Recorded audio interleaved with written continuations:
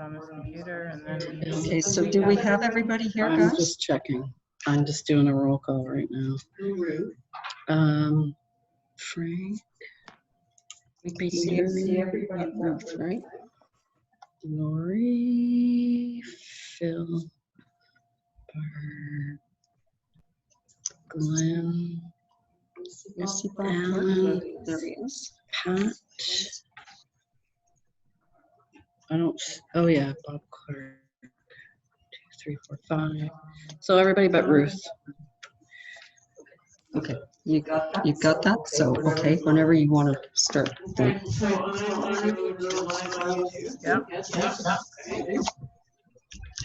And then everybody else shuts off their we're gonna mute everybody. computer. Make me the host. And I'll do it right away. I'll have to find out what that's about. So, and do I need to introduce everybody here? I don't think so. I'm going to consider the meeting. Okay.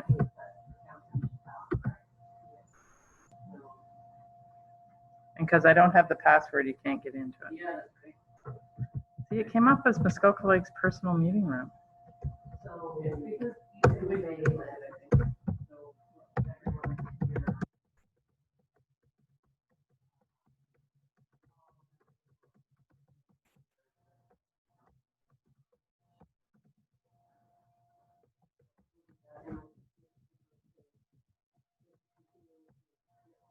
Muskoka Lake Special Planning Committee meeting, July 10th, 2010. yeah, you just have to say this is an electronic meeting. Soon find out. Okay, I'm just going live. It shows that your microphone's on. Okay, I'll be right there. It does too, yep.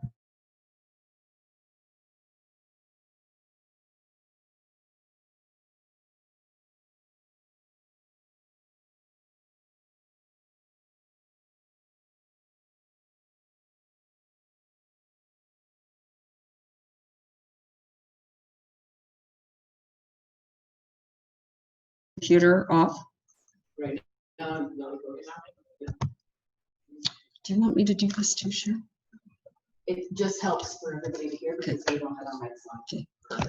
Good morning, everyone. Can everyone hear me? Great, great. Good morning. I am going to call this meeting to order at 10:06. Thank you very much. It's a continuation basically from yesterday. And I've learned I don't have to say everything I said yesterday, so that's terrific. I do have to state that this electronic meeting is being held in accordance with Section 238 of the Municipal Act 2001 due to the COVID-19 pandemic. And I can actually verbally confirm that all members of the Planning Committee are here. We can see everybody, and we can also see everybody from the OP Review Steering Committee. So I am confirming that for you, Madam Clerk. Okay.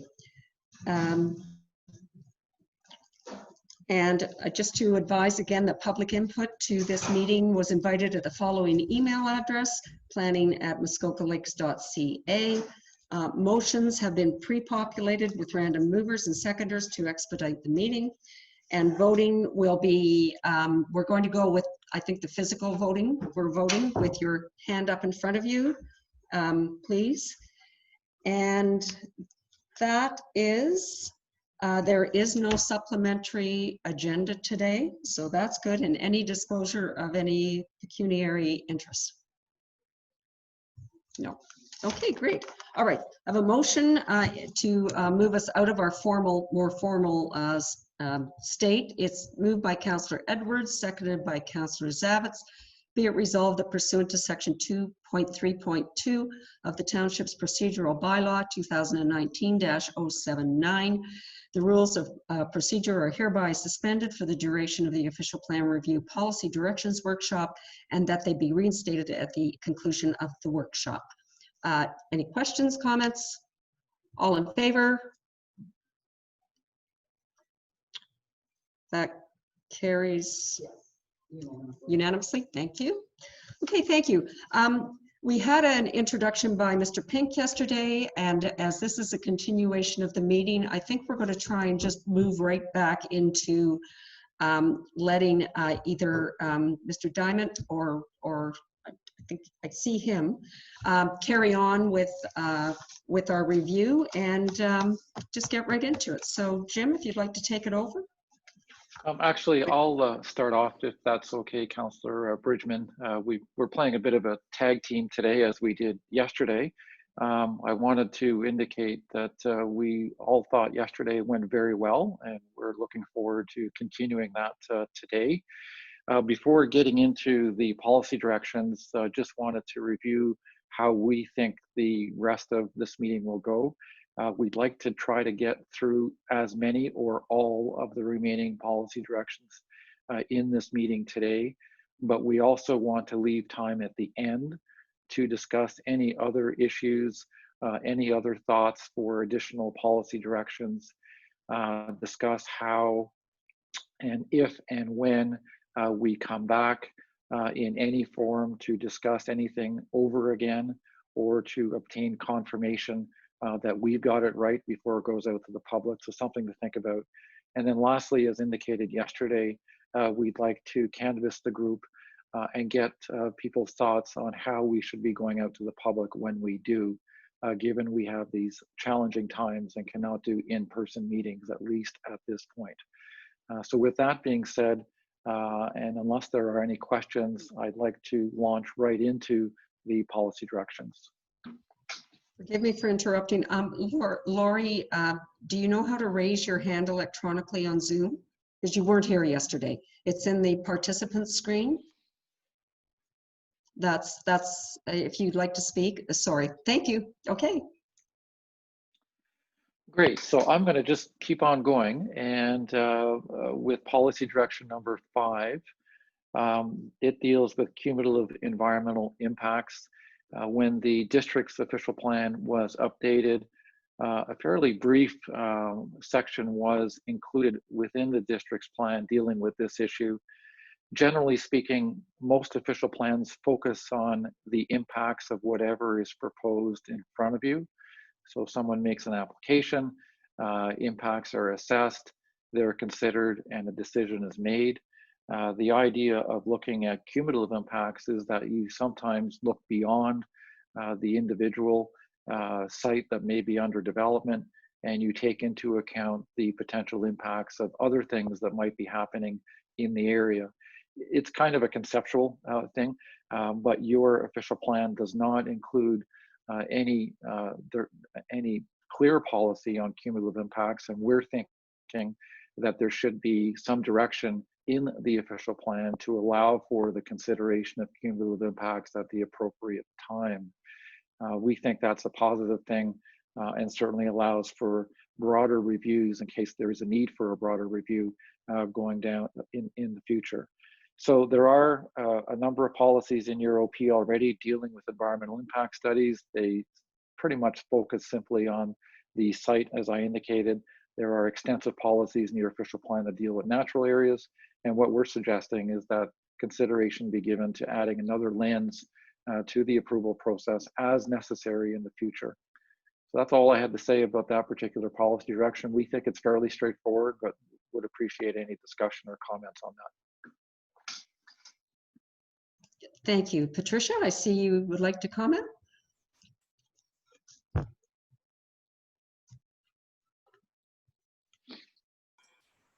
Apologies, I'm playing with two mice here, and one got the wrong one. Yes, one of the things I wanted to address, and I think it goes back to a little bit of the recreational carrying capacity, is that the policy direction consider cumulative environmental and social impacts.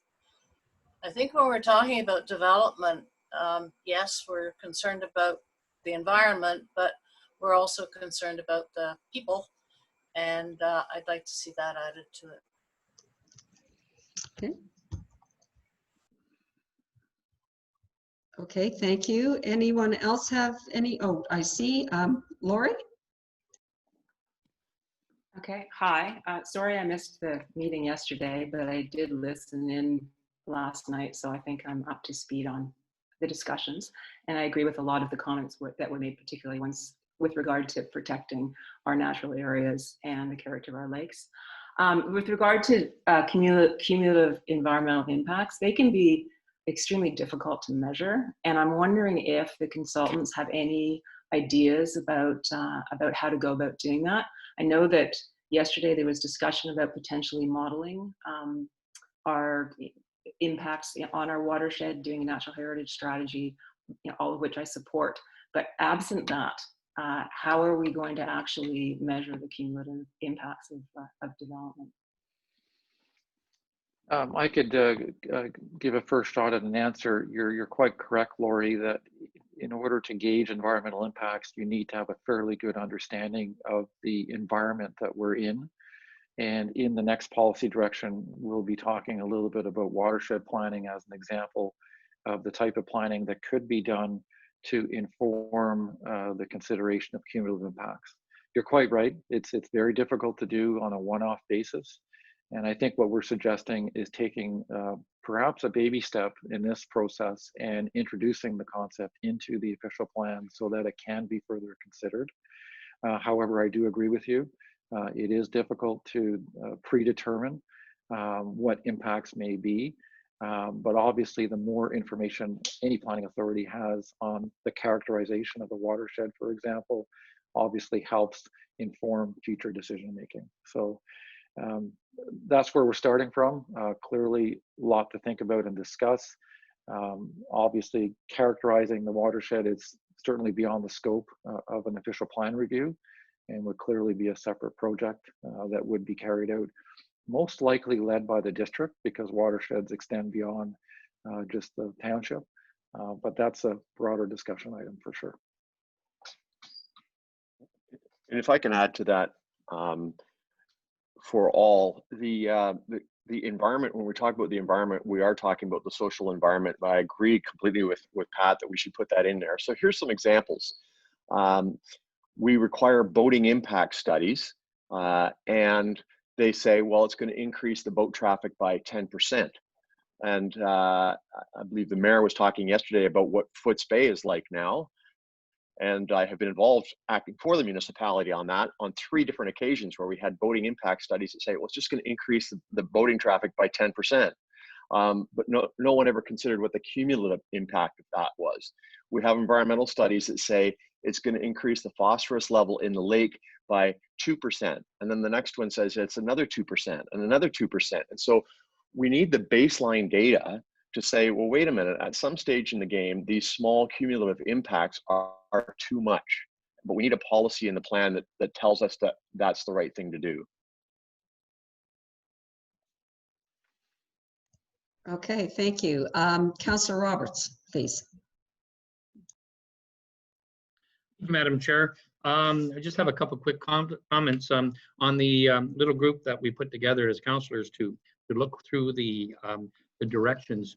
We were very supportive of cumulative environment and now social impact studies. But our sum up my point is it's going to be very challenging to know when we have a problem, and as well as implement a process to collect the details that allow us to get to that decision and implement a mechanism to monitor the cumulative impact.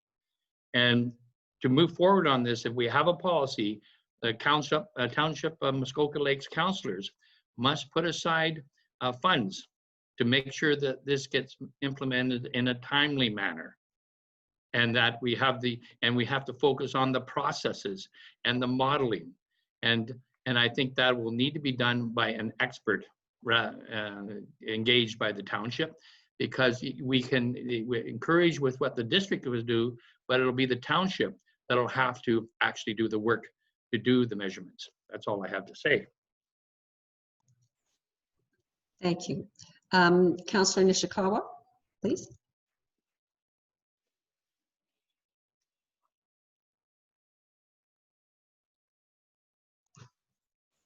Ruth, your hand is up. You're still muted. I actually couldn't hear you, sorry. My concern about this discussion is that it can go much further. So I agree what Councillor Roberts was saying, as well as the impacts on humans. For instance, if someone chooses to blast for 6 months of the year on a property and how that affects other property owners. We have heard many, many stories.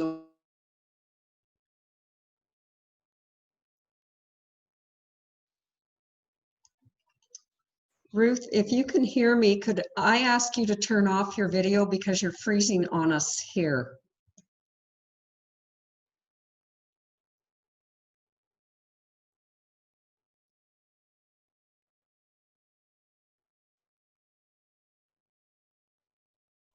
And unmute because you're muted.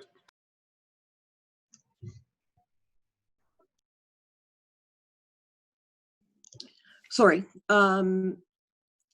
Essentially, we're having issues with property owners that are being affected by not only properties on the watershed, but actions by others that choose to blast or fill in or do things for months on end. And I don't know if that ever could be part of this discussion or not, or where that actually would show up in a policy of some sort.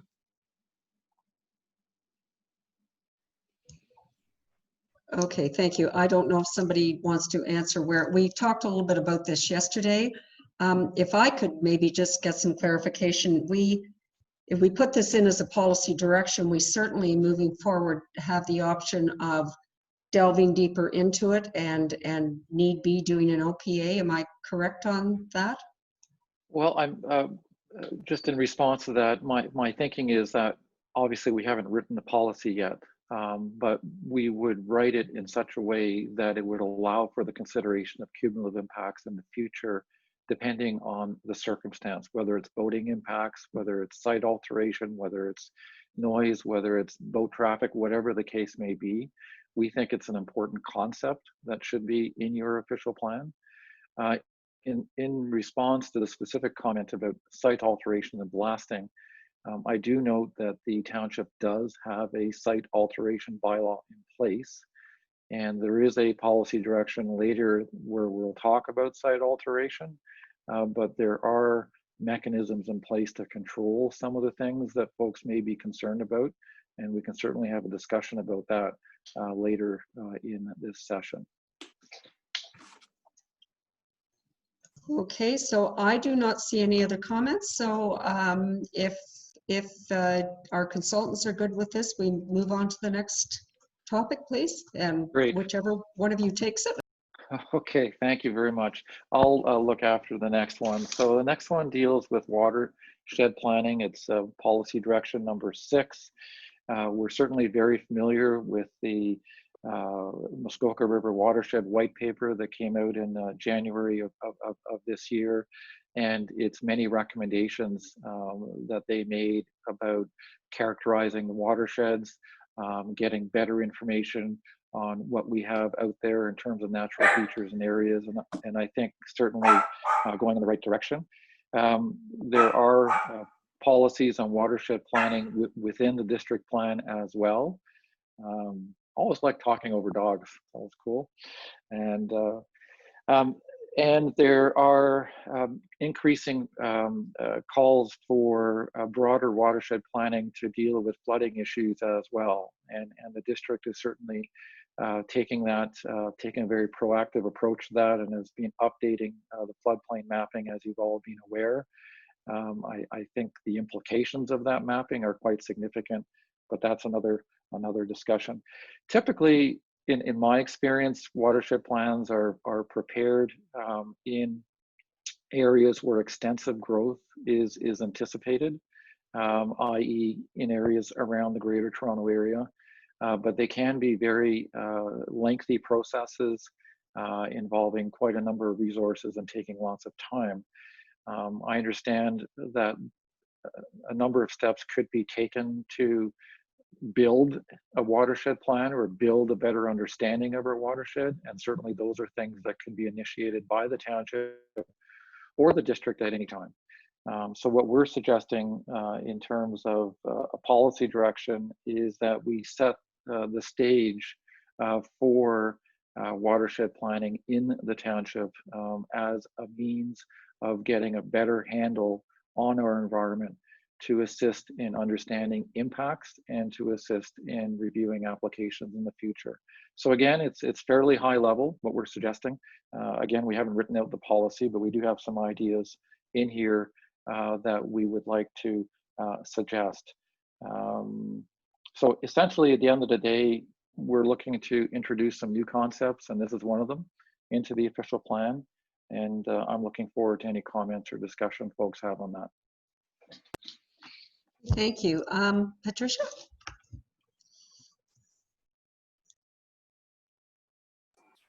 Thank you, Madam Chair, again. Of course, this has been my life for the last couple of years. I would like to suggest there's something very practical that might be included in an OP, and that would be a policy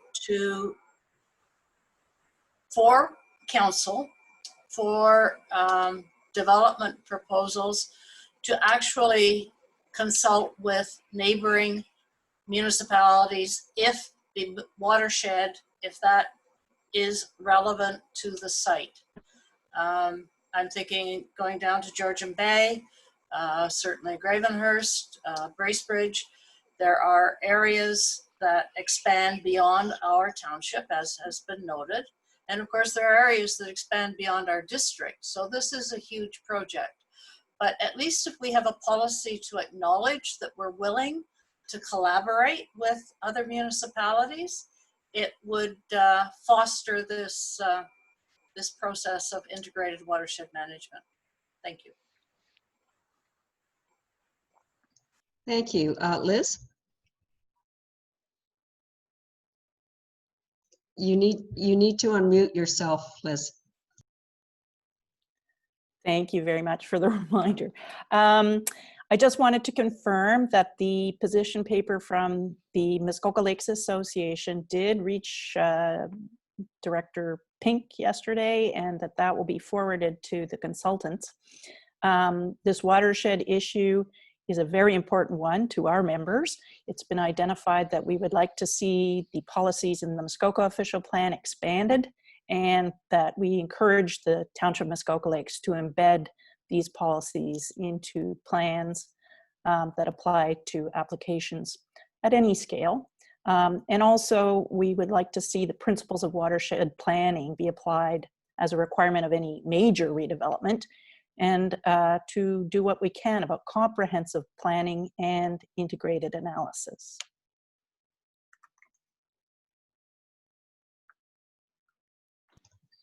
Okay, thank you. I did forward on to Director Pink the revised policy paper that I got in from Katie yesterday. So that will, I'm sure, make it to the consultants if it hasn't already. Many thanks. Yes. Lori? Okay, thank you very much. I will echo that the Friends of Muskoka strongly support the development of more detailed policies on watershed planning than those that are in the current Muskoka official plan, including state-of-the-art stormwater management, low-impact development, policies and techniques, green infrastructure. There's a lot of municipalities that have taken these issues to a higher level than we have, and I think that we can learn a lot from them. Okay, thank you. Councillor Roberts? Thank you, Madam Chair. We all received or directed to the mayor a letter from the Muskoka Watershed Council offering to assist with the OP. I think we should take them up and accept their offer, and we should maybe ask them for proposed policy directions that they think we should have, and this should be done prior to conclusion of the document that is going to go out to the public. Thank you. Bob? Just a quick comment on this. I think at least the site development side of this, there's probably commercial scale and individual residential scale. And I'm supposing we'd be addressing those things with sort of the same concepts, but maybe decision making at different levels. I will point out that we had a requirement not too long ago and for several years where we had to go out and get to develop a residential site that was a new build. We'd have to go out to consulting either Riverstone or I think it's Beacon in town. And David, you might want to comment on when we put these requirements in place to go out to consultants. I think the concern that planning was getting is that in many occasions, what we were getting were basically cookie cutter reports that were costing $3,000 to $5,000. They'd come in from various consultants and basically they'd change the address. And frankly, what ended up happening is I think planning has decided to remove that requirement. And actually they started implementing stricter requirements at the township level. So I would just caution that we don't repeat what we've seen in the past. And I agree, let's get something into the planning procedure or the site plan process, but not necessarily have to go out for consulting reports each time. Thank you. Director Pink? Thank you for that. Just quickly in response, I think that's more directly related to the lake system health direction that we were discussing yesterday. Previously, the township, as per the lake system health program at the district level, did require water quality impact assessments for vacant lot development and new lot creation. Summer, I think, can confirm for me, but after many years of that program and reviewing many of those reports, the recommendations were largely consistent. And the new updated lake system health program essentially takes those recommendations that we've seen from those approximately 10 years worth of reports, and we have embedded those as standard practices in the district plan, and we have been doing that in our individual township site plan agreements for a little while now already. Don't want it to be implied as if we took a step back. We've basically taken what we've learned and applied it across the board a little more comprehensively. I'd also like to just supplement what David was indicating. I've been learning over the last little while that the township has also been very proactive through the site plan process in terms of dealing with stormwater management issues and low impact development as well, and has been making a very concerted effort to work with landowners to minimize the impacts and the scale and footprint of development wherever possible on a lot by lot basis. And my assessment is that to a large extent, the township from an operational perspective is already doing many of the things that we're suggesting be incorporated in policy. That's my take based on my understanding of where we are, but it's always good to have a policy document to provide that guidance. And so we're certainly very supportive of that. Okay, thank you. Bob, do you like to speak again?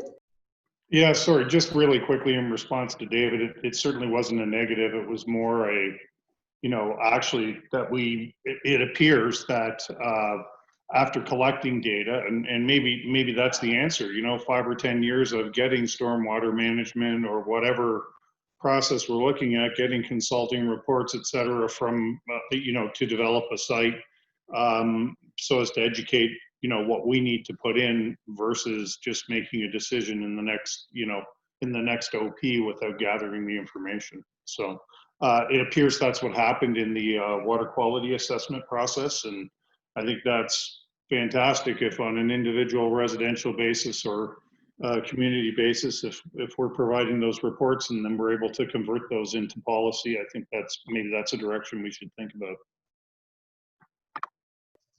Thank you. Pat? Yes, thank you, Madam Chair. I'd just like to reemphasize that watershed planning is more than just water. We talk a lot about the site plan requirements for waterfront development, but we don't talk a lot about it off the waterfront. And I think the concept of integrated watershed management is to really make sure that we incorporate the value of our natural heritage that we talked about yesterday in terms of dealing with the watershed beyond the water, the lakes, the rivers. Thank you. Okay, thank you. I do not see anybody else wishing to make any comments. So if we're good with that, I believe we could move on to the next item. And whoever's taking that one. Great. That's me again. So that's policy direction number 7, dealing with the community planning permit system and waterfront areas. We did have a good discussion on this with the working group when it was raised. And essentially what we're suggesting in the policy direction is that we establish policies that enable the establishment of a community planning permit system in the future. It doesn't say it will be prepared or not be prepared. We're simply suggesting that it be introduced as a concept that could be considered in the future by council. Just for the purposes of review, a community planning permit system is a relatively new system that's modeled on how planning occurs in Western Canada, primarily through development permits. It used to be called development permits. Lake of Bays has a community planning permit system in place now in the waterfront area. The town of Innisfil recently went through a similar process for its shoreline area. The planning process essentially replaces the site plan and minor variance and zoning process all into one. And there are a number of benefits to going down a different road from a process perspective, but there are also some disbenefits as well. We're not suggesting we get into a big debate about the merits of such a system and whether it makes sense in the township.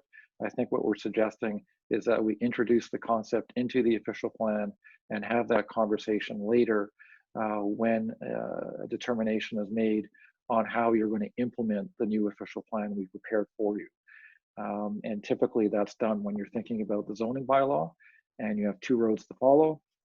Update your zoning bylaw in a standard way, or you introduce a new system into the waterfront area. And that probably wouldn't happen in terms of a discussion item for probably a couple of years.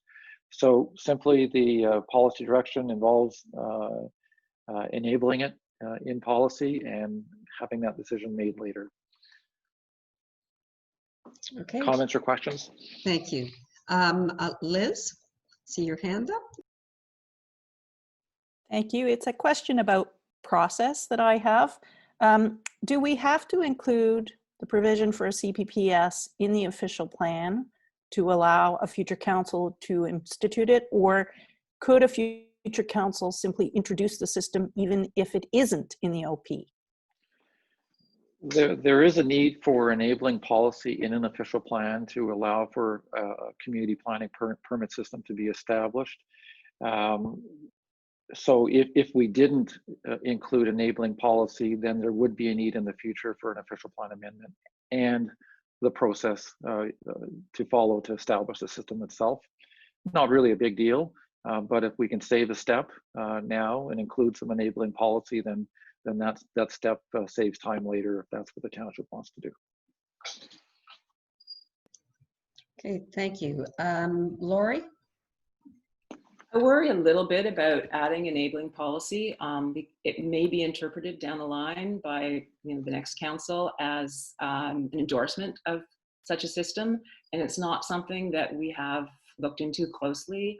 I don't think that many councillors are even aware of what a community planning permit system is. This is probably the first time it's been introduced to them. So it worries me that we might be adding something that could be interpreted as an endorsement. And we may determine that it, further down the line, that it's just not where the direction that we want to go in. And further, other councils might say, well, that council thought it was a great idea, so they put it in the OP. So maybe we should seriously consider it. That's my 2 cents. Okay, thank you. Councillor Jaglowitz? Thank you, Madam Chair. I have no basic problem with enabling the OP to look at this in the future. However, I feel very strongly that our efforts in the next short period would be much better spent in updating our resort policies generally, and for Manette in particular, before we spend time on this system, which is my limited understanding, is a streamlined way of delegating things to staff to follow established policies. So we need to have clear definitions and policies first, especially in the waterfront areas and especially with resorts. So I kind of agree with the last speaker that by putting it in, we might be taking our eye off the ball. I'd rather see us focus the time on the areas where we know we have trouble right now, and LPAD has borne that out. Thank you. Thank you. Councillor Nishikawa?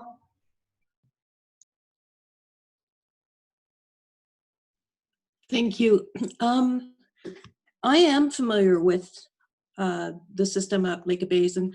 I would encourage a council or committee to look at that further. I understand we have an issue up in Manette and things, but I do realize that we should be not identifying, we know what the problems are. And I would encourage looking at the Lake of Bays model, because it's not a bad model. I'm just suggesting that we don't close our mind off to this at this time.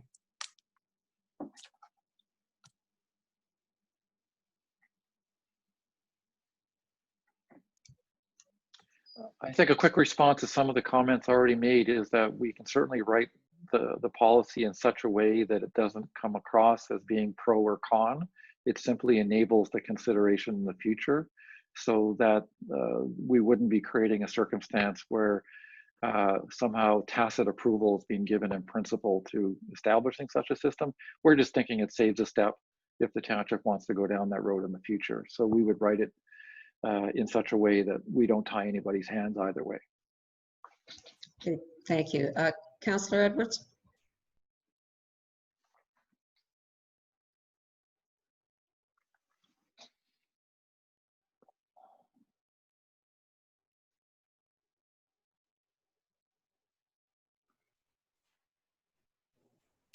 Thank you. Can I ask Nick there? So you're saying that the community planning permit system, that could replace site plan approval and community of adjustment minor variances? That's correct. So essentially, the community planning permit system, once established, also includes standards, but it also includes within it pre-approved variances to those standards that can be considered at the staff level without having to go through a formal process. The basic premise of the system is that it provides more flexibility to consider each site on its own merits. When the zoning bylaw says that the setback should be X meters, it applies everywhere, but it may not make sense on every property. And when you do a community planning permit system, it allows for staff to vary requirements on a case-by-case basis, obviously in the hopes of advancing good planning on that property and in the area generally. So it is a streamlined process for sure. It does provide staff with more of an ability to make decisions, and it does reduce the workload of the Committee of Adjustment significantly. Okay, thank you very much. I would have to look into it. I think the system we have right now is working very, very good. If we straighten all our policies up, then they can be handled that way. So I would have reservations. I think I would agree with Lily Thompson on this one. Thank you. Okay, thank you, Mayor Hardy. Thank you. like Nishikawa, I am familiar with the community planning system. I have attended some presentations on it at AMO conferences, and I think to understand where we may go in the future or may not go, that's a future decision. But to limit ourselves now, we're looking at our official plan. We're trying to put policies for the next 5-10 years in place that may or may not help us. And I appreciate Councillor Jagowitz. Yes, we have other work to do, but we're looking at a broad spectrum right now on a number of things. So this certainly doesn't take away from any other work. It doesn't force us down a hole. All it does is it potentially opens a door should in the future we decide to make a change versus having to have a bigger hurdle with an official plan amendment in the future. So I support this going forward as a framework without direction to implement.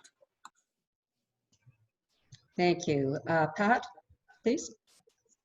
Thank you for that. I would support Mayor Harding in that comment. And I would suggest, given that Lake of Bays is now looking at applying it to its rural areas, that we might want to incorporate the option, because they've lived with it now for close to 10 years, I would think. And obviously it's worked well, and so well that they're considering expanding it. So I think if we can come to an agreement to offer it as an option within our OP that will last for quite a while, then maybe it would be worthwhile to consider adding not just waterfront, but a community permit system, period. Okay, thank you. Liz? Thank you for letting me speak again. When we sat in the working group, we did clarify a couple of points on this community permit planning system. The first is that it has been around for approximately a decade, and very few municipalities have adopted it. So it's not widely used, and it is more applied usually to homogeneous, potentially urban settings. We realize that Lake of Bays has adopted it, but they have far fewer properties and fewer planning applications. One of the concerns would be that this would take ideas of variances and whatnot out of the public realm. There wouldn't be any public input on those. And further, there are legislated timeframes for staff to respond. We clarified this with Mr. Pink at our working group. And so it would place an additional burden on staff to respond in a very shortened time frame, whereas we already have site plan control that may already address some of these issues, and traditional zoning, of course, addresses a number of these issues. So I do think it requires further study. Okay, thank you. Councillor Roberts? Thank you, Madam Chair. I did spend some time last evening and this morning going through the CPPS background information. And and then I listened to what was said this morning, and you know, when you're in business, you don't limit yourself on an idea that potentially could work. So I'm on the side of seeking more information on this, and maybe we can get that information before we go to public consultation.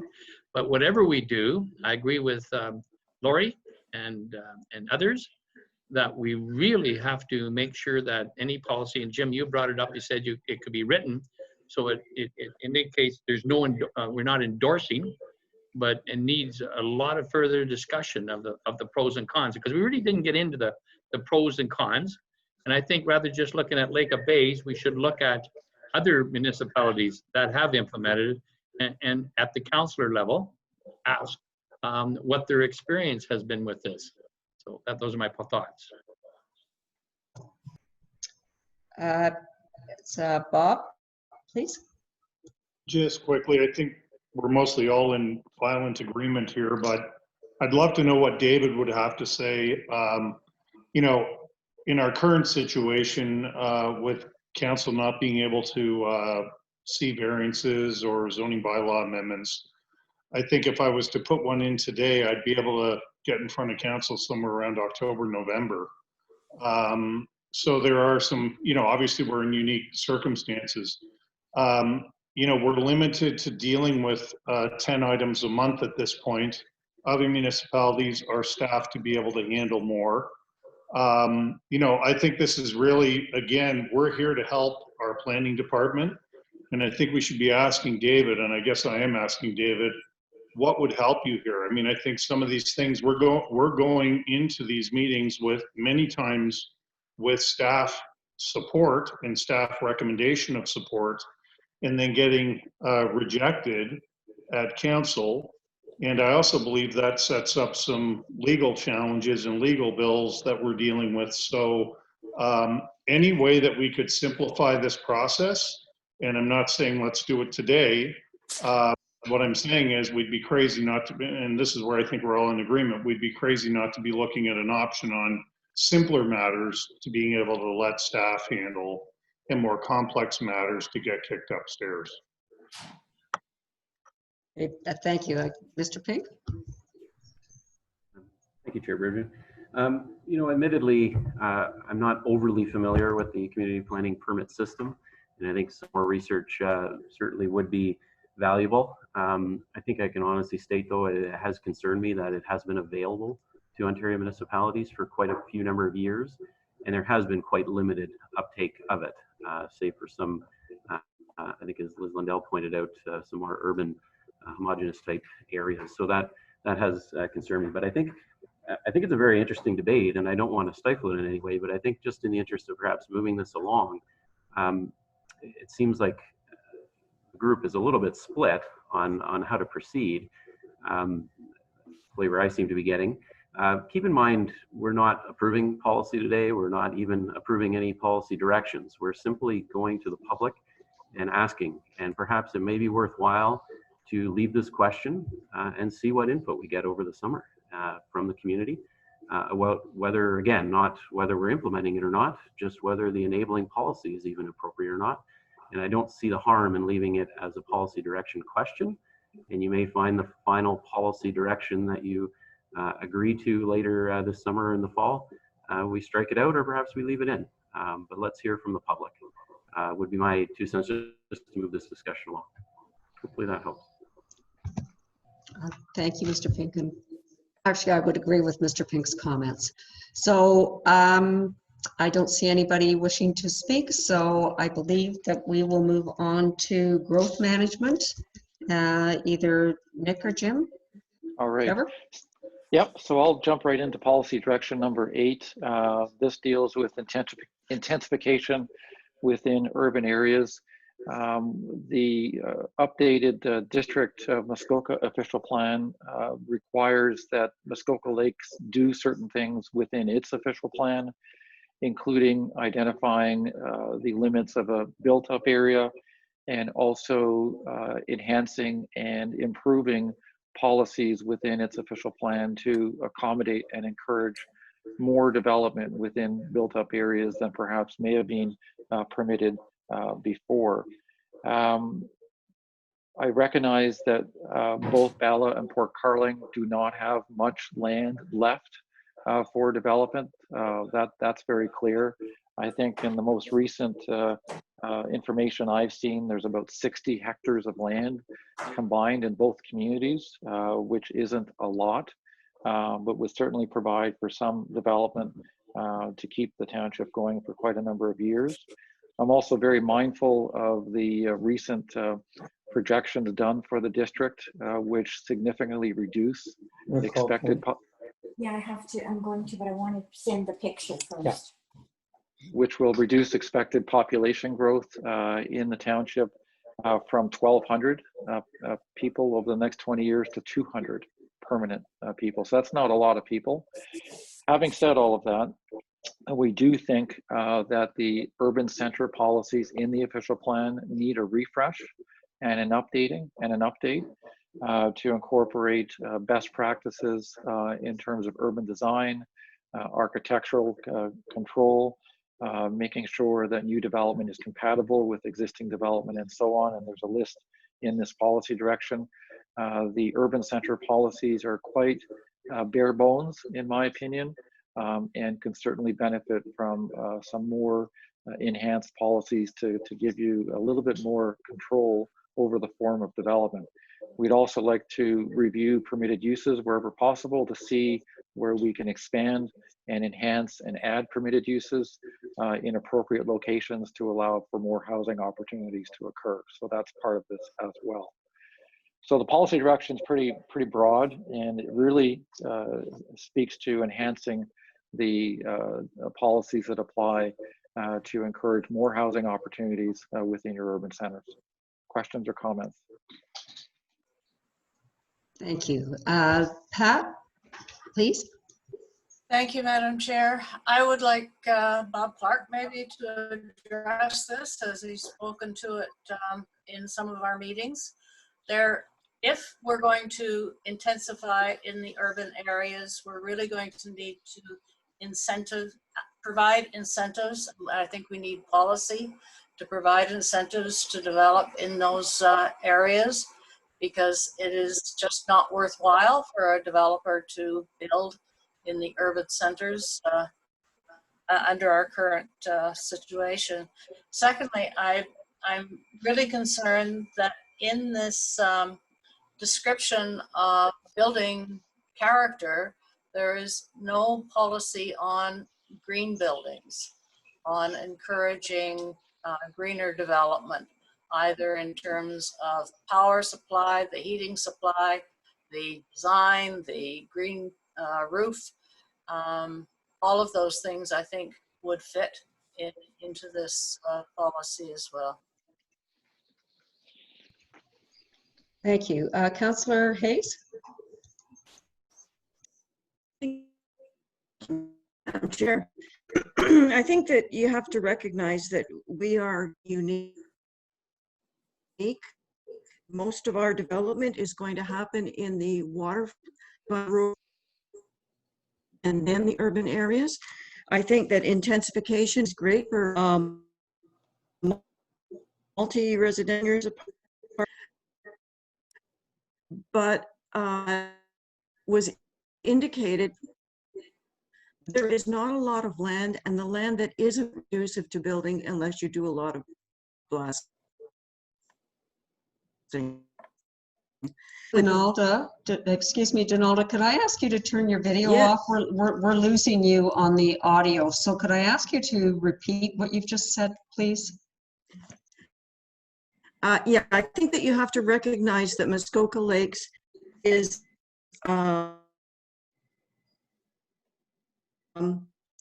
mostly waterfront, but then urban centers. And most of our development happens not in the urban centers. And putting design on just makes it more difficult for developers to go in and build. And I think that it's mainly suited, urban areas are suited for development for businesses and seniors apartments and multi-unit housing that could benefit from being on service land.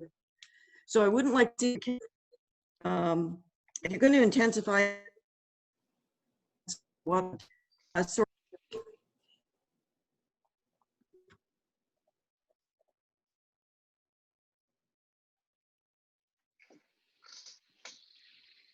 Okay, I think we got most of that. Maybe not the last part. If you're going to intensify it,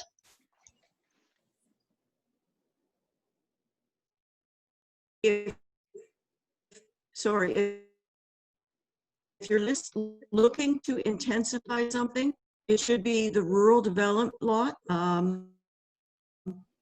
Development on the waterfront is many lots now that can be subdivided, but there are still some. So, and our service area defines what our urban area is. Our urban area.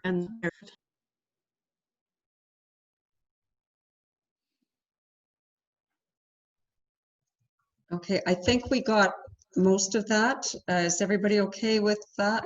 Mm-hmm. Yes, no? Yes. Yes, okay. Then next I'm going to Bob, please.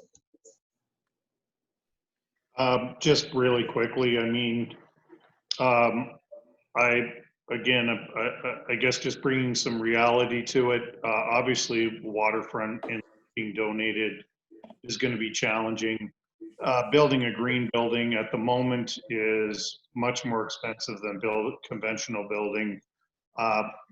Again, I don't have a lot to offer. I'm building at $500 or $600 a square foot. I'm not the right guy, other than to give you some sort of clarity on some costs of building. But the cheaper the land is, preferably serviced.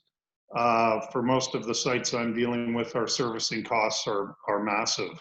When you're dealing with what our septic requirements are, water requirements, but even if we go to some perimeter spot of vacant land outside of Ballard or Port Carling, we'd need massive, you'd need wells, you'd need massive septic systems, et cetera. So we looked at the Little Woodlands Golf Club up by 169 and the Lake Joseph Road as a potential for putting in some multi-residential, because it's, it had a little golf course. We could create sort of like a little Florida community. And, before we started building anything, it was at the point where a home was going to be, by the time we sited things, et cetera, and provided services, bought that land, it was going to be over $300,000 a unit, and we didn't have a house on it yet. So, I think there's just some reality to be dealt with, and Mr. Harding can probably have a discussion with us about all the extra money we have in the budget to help out there.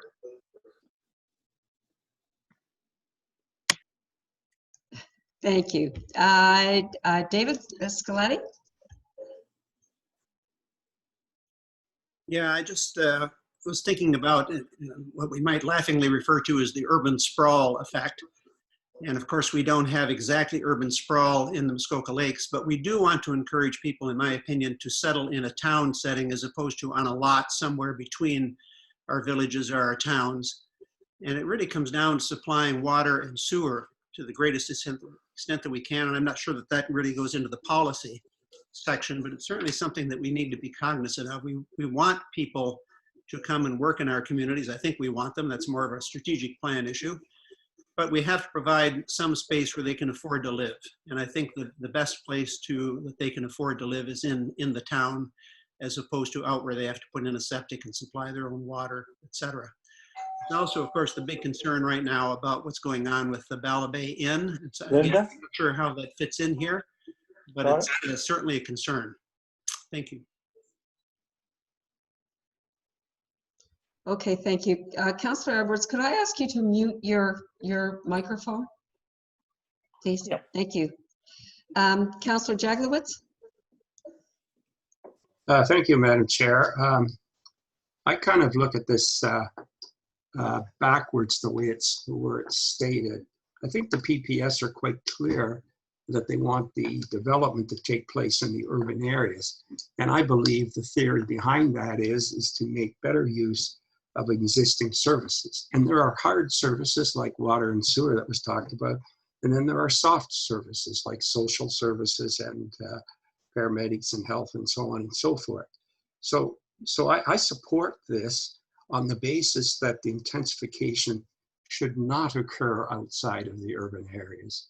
In other words, I don't think it's proper planning to plan a satellite residential setting outside of the two urban areas of Port Carling and Bala, since the growth in that area is not large. And I'm under the understanding both their hard services are running at about 50% capacity. So I support this for that reason. Thank you. Thank you. Mayor Harding? Thank you very much. And I was actually going to make the same comment.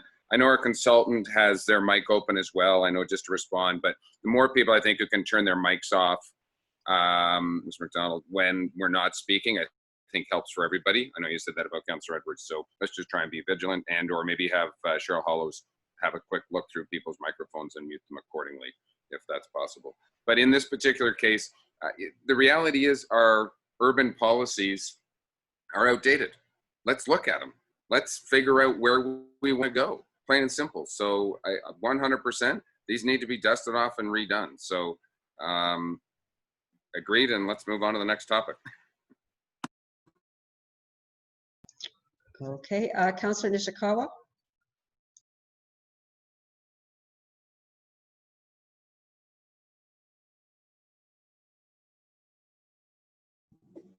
Sorry, tried it, but it wouldn't. I have a lot of concern about here, mostly because I will say that while there is a planned subdivision for Port Carling, there are not feasible lands to build on in Bala. But yet there are some very interesting properties 2 minutes outside of Bala that could be developed. And for attainable housing in particular. And I just feel that we are sort of, what I'm hearing is painting a lens that we're going to exclude. We're basically going to hope that everybody's going to live in Bala and Port Carling, and yet it's not feasible at all. And I hope that we can be much more creative and be able to have this conversation further on, whether it's at council or whatever, because I recognize the constraints that we have here, but it's not something that we should not pay attention to, because it is the reality of someone that wants to be able to afford to live in Muskoka Lakes, that doesn't need to be on water, and that in fact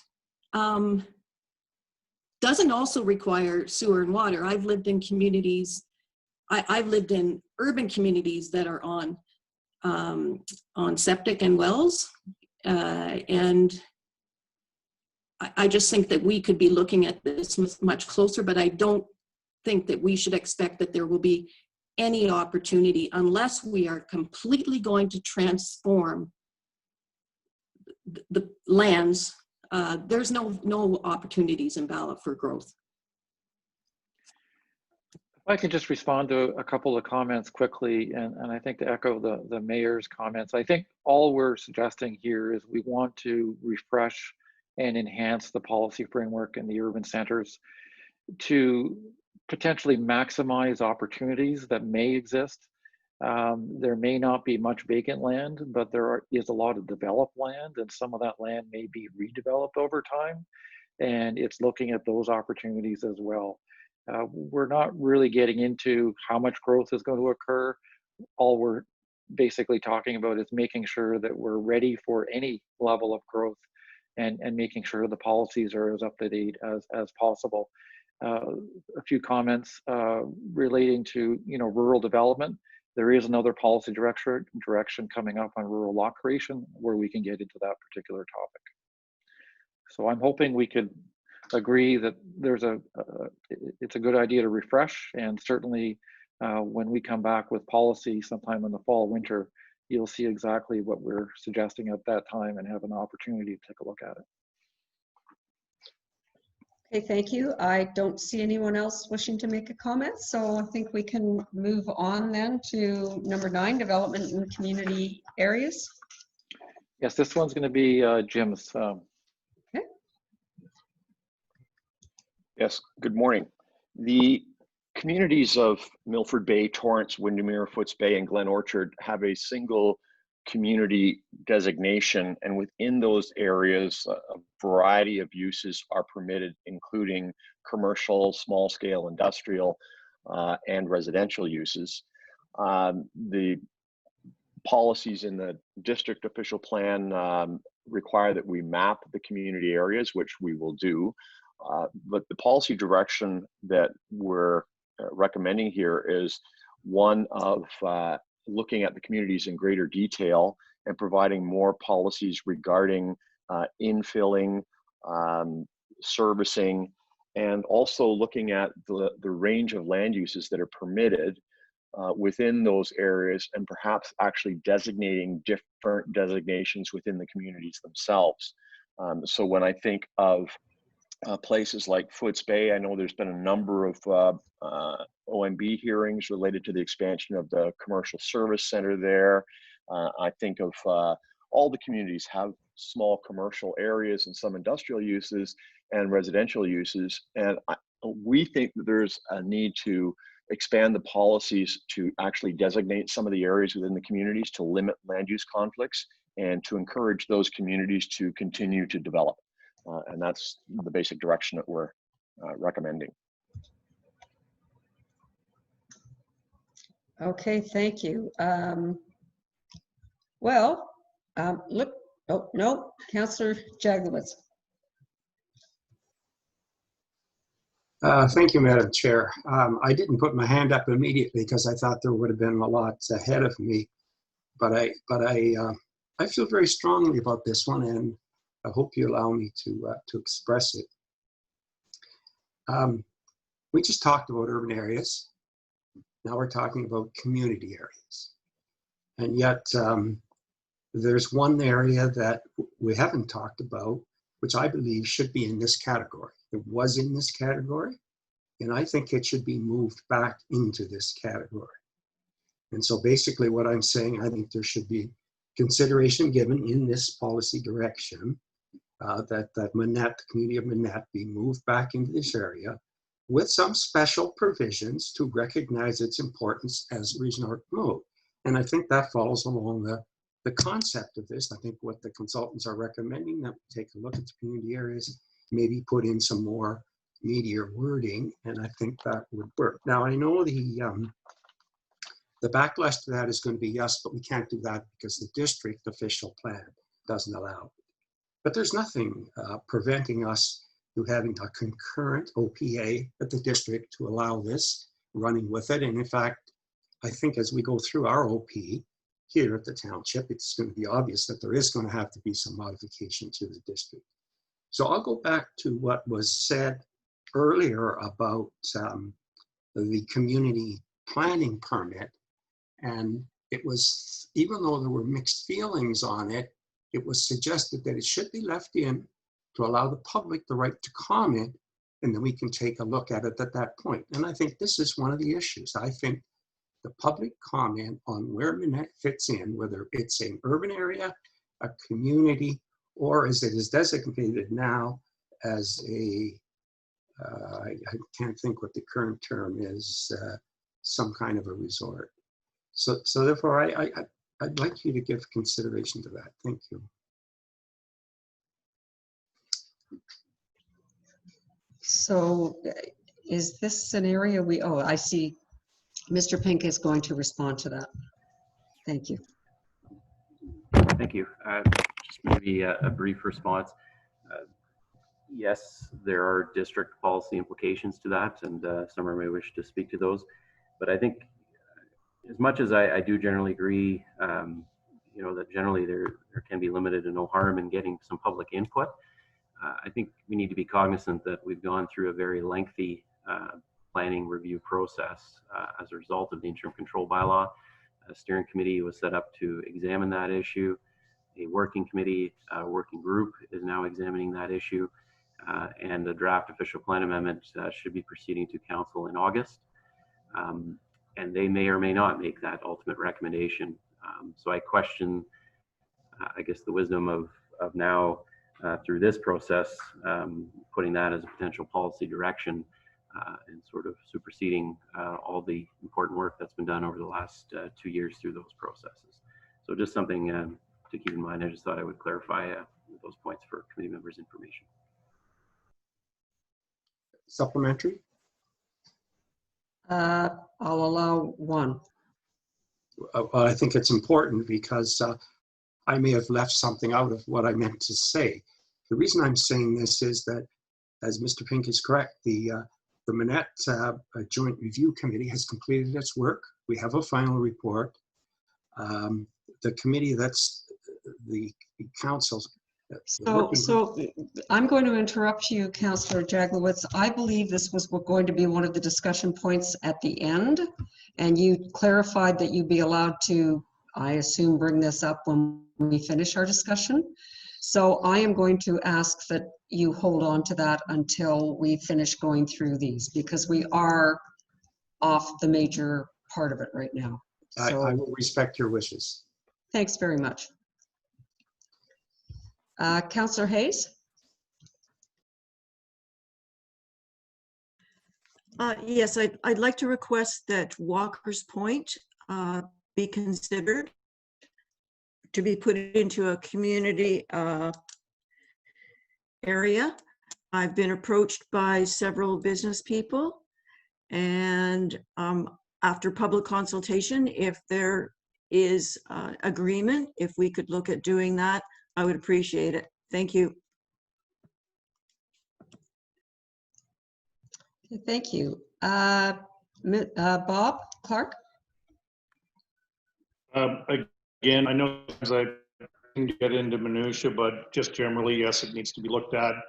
I think if you talk to most of the marina and business owners on the waterfront, as an example, if we're saying marinas are part of this program, I mean, all I'm going to state is that we have massive challenges now servicing current island operators, or at least island owners, and most of our vacant land to be developed is islands, and the biggest problem is docking facilities.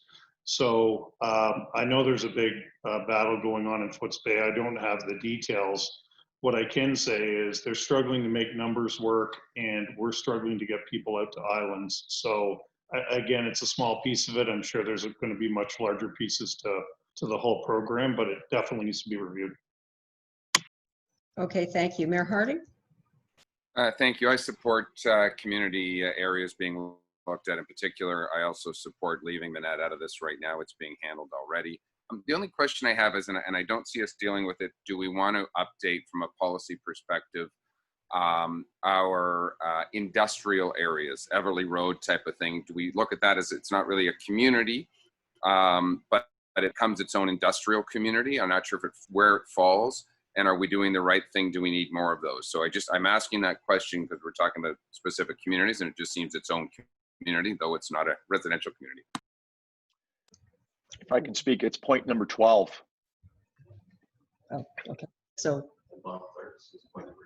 okay, so I'm just, I gather, Bob Clark, yours is under 18. We'll have more discussion about marinas then. Okay, and yours is number 12, Mayor Harding. Yeah, thank you. I got rural contractor yards outside of the industrial area, but that's okay. Thank you. Okay. Pat, would you like to? Yes, thank you, Chair. My question relates to process. There's the use of the word appropriate, and I'm never quite sure who determines what is appropriate. There have been references to public consultation. For each of Torrance, Dino Orchard, etc., there's going to be public consultation as to what they want in their community, or how is that appropriateness going to be determined? Just a point of clarification, I guess. All right, Mr. Diamond, do you want to answer that? Sure. As we do the draft official plan, there's a very significant public process related to that. At that stage, we will have prepared maps showing the community areas and provide recommendations on how they be designated. And at that stage, that information will be available to the public, and hopefully live, but also online. And we'll ask people what their thoughts are. Okay, thank you. I don't see any more comments on this section. So rural lot creation, whoever that one is. I'm back for that one, Madam Chair. The issue of rural lot creation started off when we were reviewing the official plan with staff and identifying where there were problems with the official plan, and certainly the rural lot creation policies are very complex. I think there's currently 5 different sets of policies related to where you can and can't create lots in the rural area. It's too complicated, it needs to be simplified. At the same time, the policy doesn't really provide much direction for where those lots should be created. And we think that there could be better policies for where rural lots are appropriate and desirable and limit municipal servicing costs and other issues. The policies we can update the physical and environmental criteria for creating rural lots, but also recognizing that with the help of the district, we determined that there's currently 892, but 900 existing vacant lots on year-round road access in the township. And with a growth projection of 200 persons, permanent persons to 2036, we really don't need to be creating a lot of lots in the rural area. And so we think that as the last recommendation, that we should establish a maximum number of lots that can be created in the rural area on an annual basis in order to limit rural lot creation in accordance with the district plan and the provincial policy statement.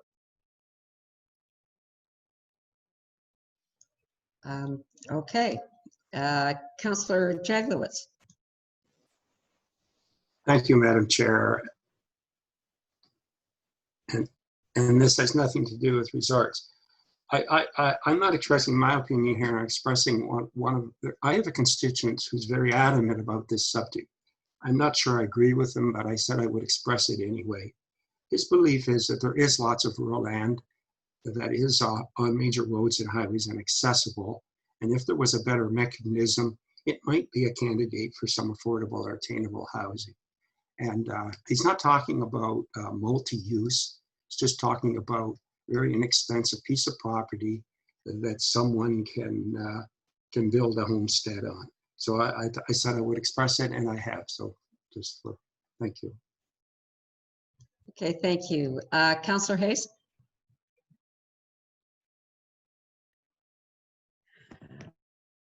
All right, thank you. I would totally disagree with limiting the development in the rural area.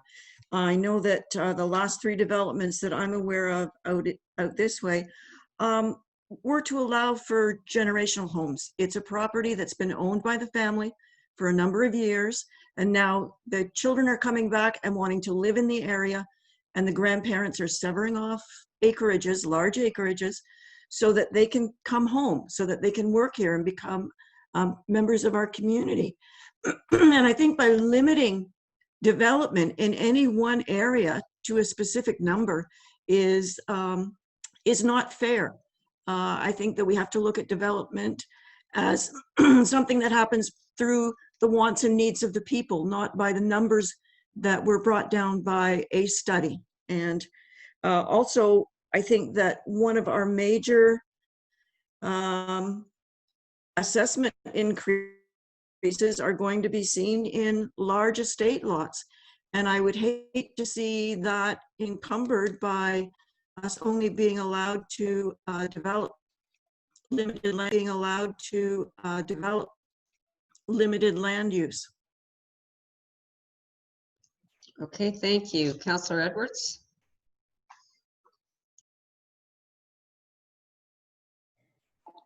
Yes, thank you very much. I agree with Councillor Hayes.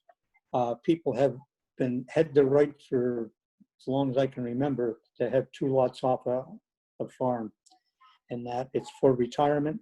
And that I don't think we should be legislating somebody's rights away just because we're doing the study. And I think it's something that, as you said, the family can come back to the original homestead. I think it's always been a good thing.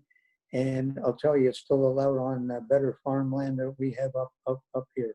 So it does keep the agricultural land intact in most cases.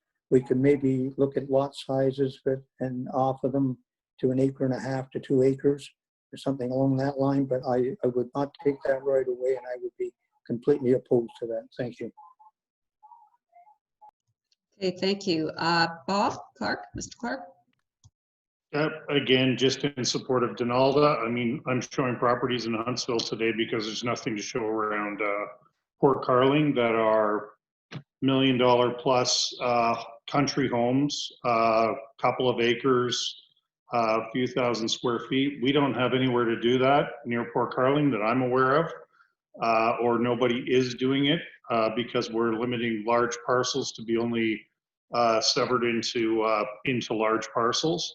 That also limits again, your raw land cost to be able to build anything. So, you know, we have areas like Ziska Road, Partridge around Bracebridge. We're talking about how do we get the population growth up around Port Carling. That's an option for long-term residents. I neither necessarily support it or don't support it, but it should be looked at.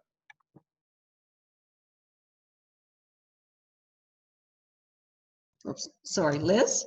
Thank you. Thank you, Chair Bridgman. The province has just recently, of course, enacted Bill 108, which I think will address the concerns of Councillor Edwards and Councillor Hayes. We are being encouraged now to provide secondary dwellings on properties, and the rural area would be subject to that provision.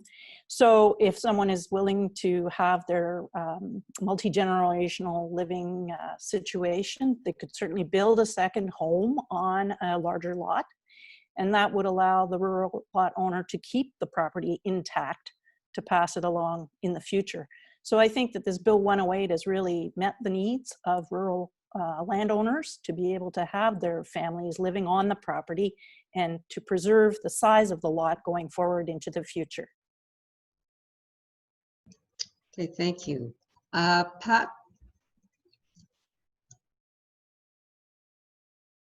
Yes, I have two concerns about this. First of all, I agree there's going to be an increased demand for estate lots that we don't allow right now. But that raises the issue of fragmentation and brings me back to the environmental impact. I think to follow that, I would be extremely upset if the number of rural lots was based on an annual number, because I think what you'd find is in January, you would have a whole bunch of applications for rural lot development. Just as after we went to 7,500 square feet, we all of a sudden had 7,500 square foot buildings coming up. So I do not support that. I do support looking carefully, and again, it comes back to the whole watershed planning idea at areas where we might restrict future lot development, severances, in order to protect connection areas that are important to habitat that we might identify as being important. Thank you. Okay, thank you. I don't see anyone else wishing to comment here. So if we're good with that, we can move on to attainable housing. Well, I guess before we do so, the policy direction as worded does suggest a change be made to make it more restrictive. And I think we're hearing from a few folks that there's not much support for that. So I'm thinking we can't leave it as it is written right now. So we may have to further give that some thought. I will add, however, that the district's plan does require the township to develop a strategy for rural lot development that is essentially intended to minimize the number of lots, but there are many ways of doing that. And one of those ways may be to make the policies consistent in one way or another, but perhaps not take away any of the permissions that already exist. I'm just thinking out loud. So that's something we'll certainly take back and take a look at. But clearly the direction that we've written now, based on my hearing of the comments, isn't supported. So that's something we'll have to think about further. Okay, thank you. I see Councillor Edwards wants to speak, but I would agree. I don't support it as it's written. Councillor Edwards? Yes, the second homes and that on a property does not cure anything, because now the children come back, say the grandparents pass away, they can't afford to keep the whole property. But if it was severed off and they have their house, so that's why I would still say leave that policy alone, and I would not support it. Thank you.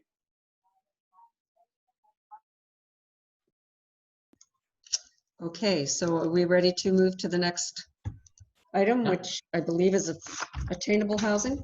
Yes, and that one's for Jim as well. Okay.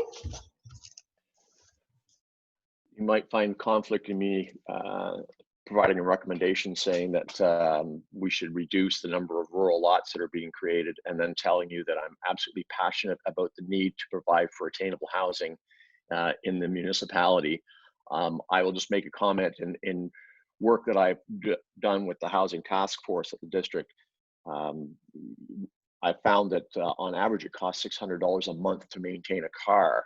So when you're talking about trying to have attainable housing in the rural area, you have to consider what the impacts of having that housing away from the services and employment is in terms of the cost. But in any event, our recommendation really is that we need to do everything we can at a policy level to assist in the development of attainable housing in the township and throughout the district.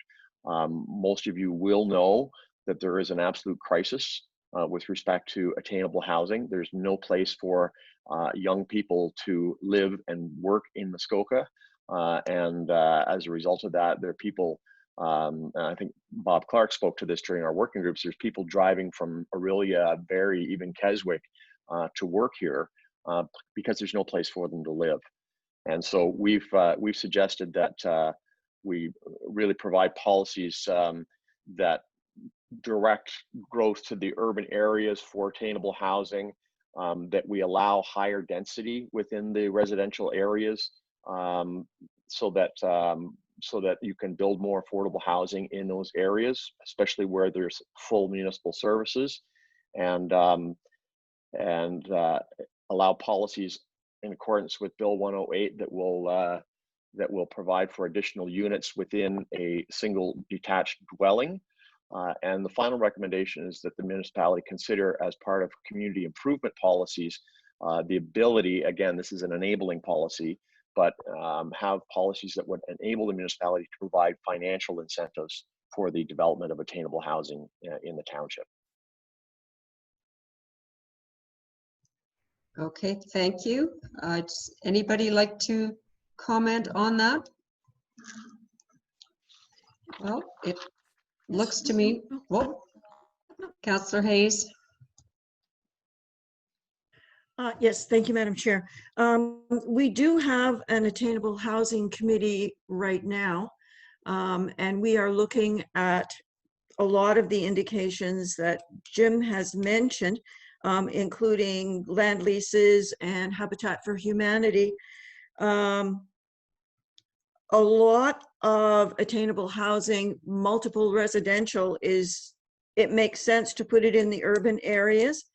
But as someone that has built a house in the rural area, you can build a house cheaper with water and sewer in the urban area, and your average annual costs will be less because you're not paying for water and sewer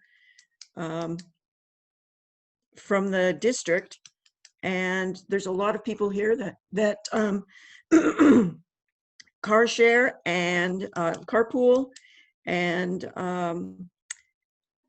I think that the attainable housing should be looked at in conjunction with the attainable housing committee. I wouldn't want to see two different routes going off, one from the committee and one from the official plan.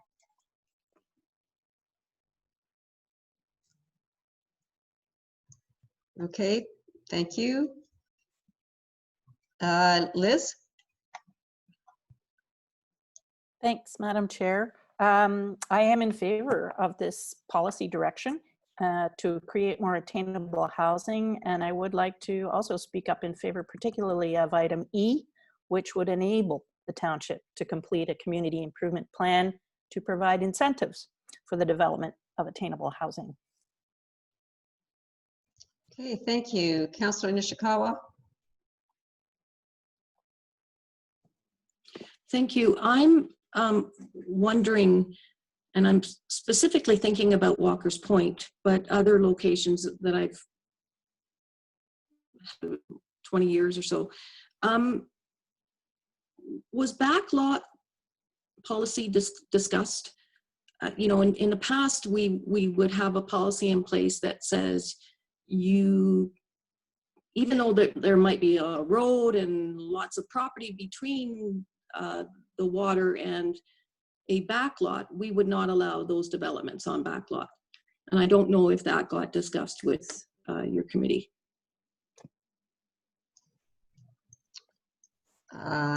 Jim, would you like to answer that? Yeah, I think it's all part of the rural lot creation policies.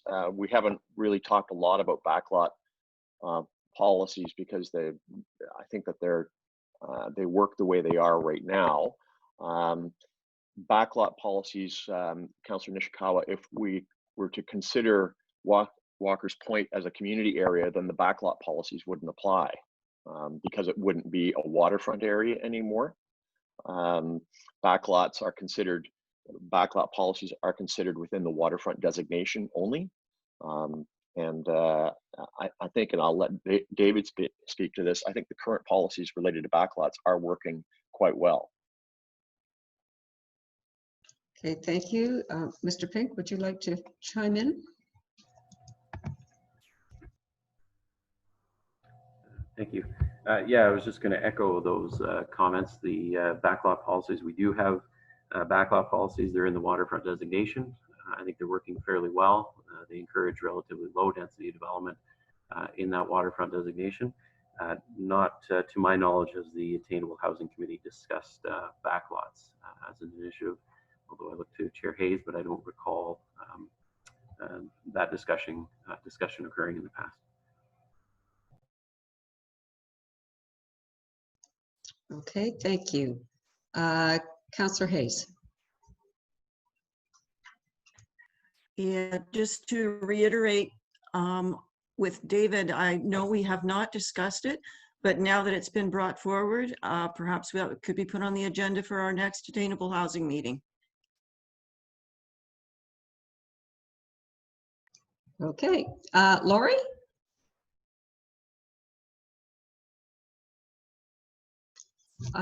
You need to unmute yourself, Lori. Oh, sorry, I thought I had. I agree with Mr. Pink that the backlot policy seems to be working quite well for the waterfront area. I think it's quite dangerous to look at changing those policies and allowing development in the backlots, particularly given the importance to all of us of protecting the environment of our lakes. And the scientists who've been telling us that with climate change, the quality of our lakes is going to be changing and deteriorating, and we can't predict what additional development is going to actually do to our lakes. So it's essential that we not sort of open up the idea of additional development close to our waterfront. Okay, thank you. Bob Clark.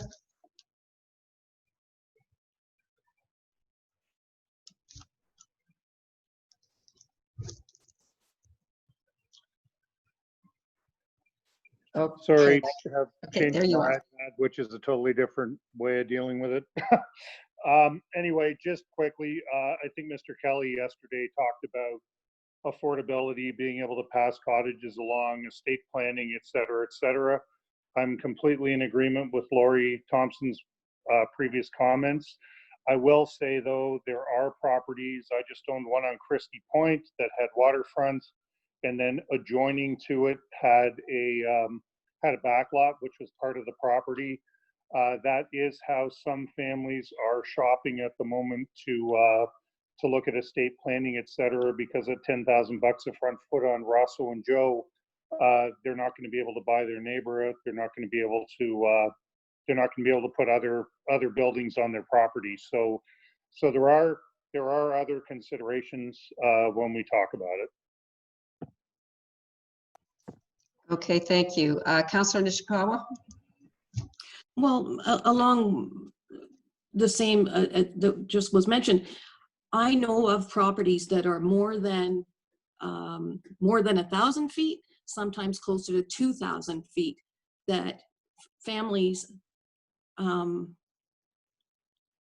basically have had to, who grew up and homesteaded an area, have had to completely leave the area because they could not have their children live off of the back lot, which was, in this case that I'm thinking about, is more than 1,500 feet from the water.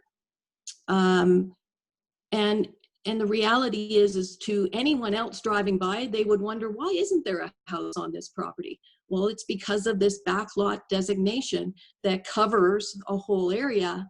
And again, takes away the ability for us to create a very basic minor, 1,200 square foot home. So I do believe that this should be looked at closer, and that it's not just a blanket policy, because it's starting to feel, some of the conversation feels to me that we're really trying to only deal with protecting waterfront and waterfront owners. And that is very difficult for me as someone whose family's been here since 1840 on both sides, and all of the struggles that they had to do to create this area. And I sure hope that there will be space for my son and his children somewhere. And I think in some cases, the back lot designation puts more restrictions in that doesn't need to be there. Okay, thank you. I have no one else wishing to speak, so Jim, are we good with that? I'm going to take from our conversation that the proposals related to attainable housing are generally acceptable. I've heard more comments about rural lot creation in this section again, which we will have a look at, as Ms. McDonald said. But other than that, I think I'm pretty satisfied, or it seems to me that the group is pretty satisfied with the recommendations.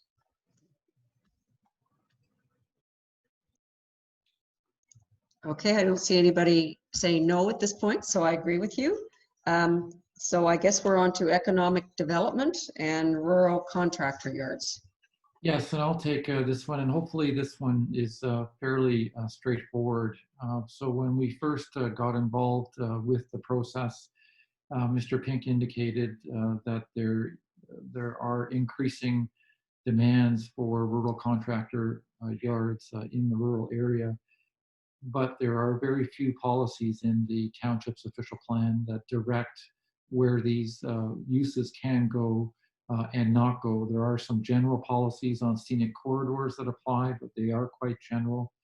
And we thought, given the expressed need for these types of uses, that there should be more direction in the official plan on where they should go.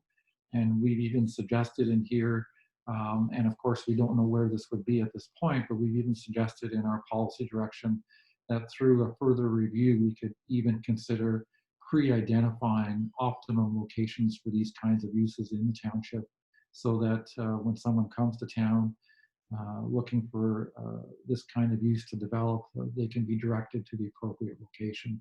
So it's a very simple policy direction. We want to look at it further. We want to provide greater guidance and better guidance for future uses like this. And essentially, it's obviously a form of economic development.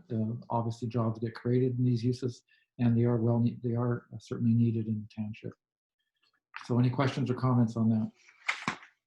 Okay, thank you. David Scalati? Yeah, I just had a short thought, and perhaps we just need a simple different zoning designation for these lots. Maybe that would solve the issue. I believe Mr. Pink would like to respond to that. Well, just hopefully very quickly, just to respond to that. I don't think it's as, we do have zoning that does permit it. I think the issue that I've raised with the consulting team is there's quite a significant demand for these uses. Right now, we're dealing with it on a somewhat of a hodgepodge basis. There's quite a bit of pressure along, particularly the 118 corridor between Port Carling and Bracebridge, but even along 169 to Bala for these types of uses, and you see them cropping up sort of randomly along those scenic corridors. because there's a lack of guidance currently in our official plan as to really where they should go. I would generally characterize the current policies as supportive of rural commercial development and economic employment opportunities, but I think we need some guidance because there are some impacts to neighboring property owners, to aesthetics along our scenic corridors with these uses, but there is a need for them, and we need to appropriately locate them. So I was, again, this policy direction hopefully is fairly straightforward and just looking to establish some appropriate policies as to where to direct these uses, what those criteria are, and potentially even going so far as pre-designating some. We did pre-designate, I think the mayor brought this up previously, we did pre-designate the Evely Road corridor. I think it worked fairly well. It's one of the rare corridors in our township that really has no residential development on it. And a number of lots were created. And to my understanding, I believe all of those lots have now been purchased and have been largely developed or in the midst of being developed. So that supply will run out very shortly. And I think there will be more increased pressure outside the Evely Road corridor to locate those uses.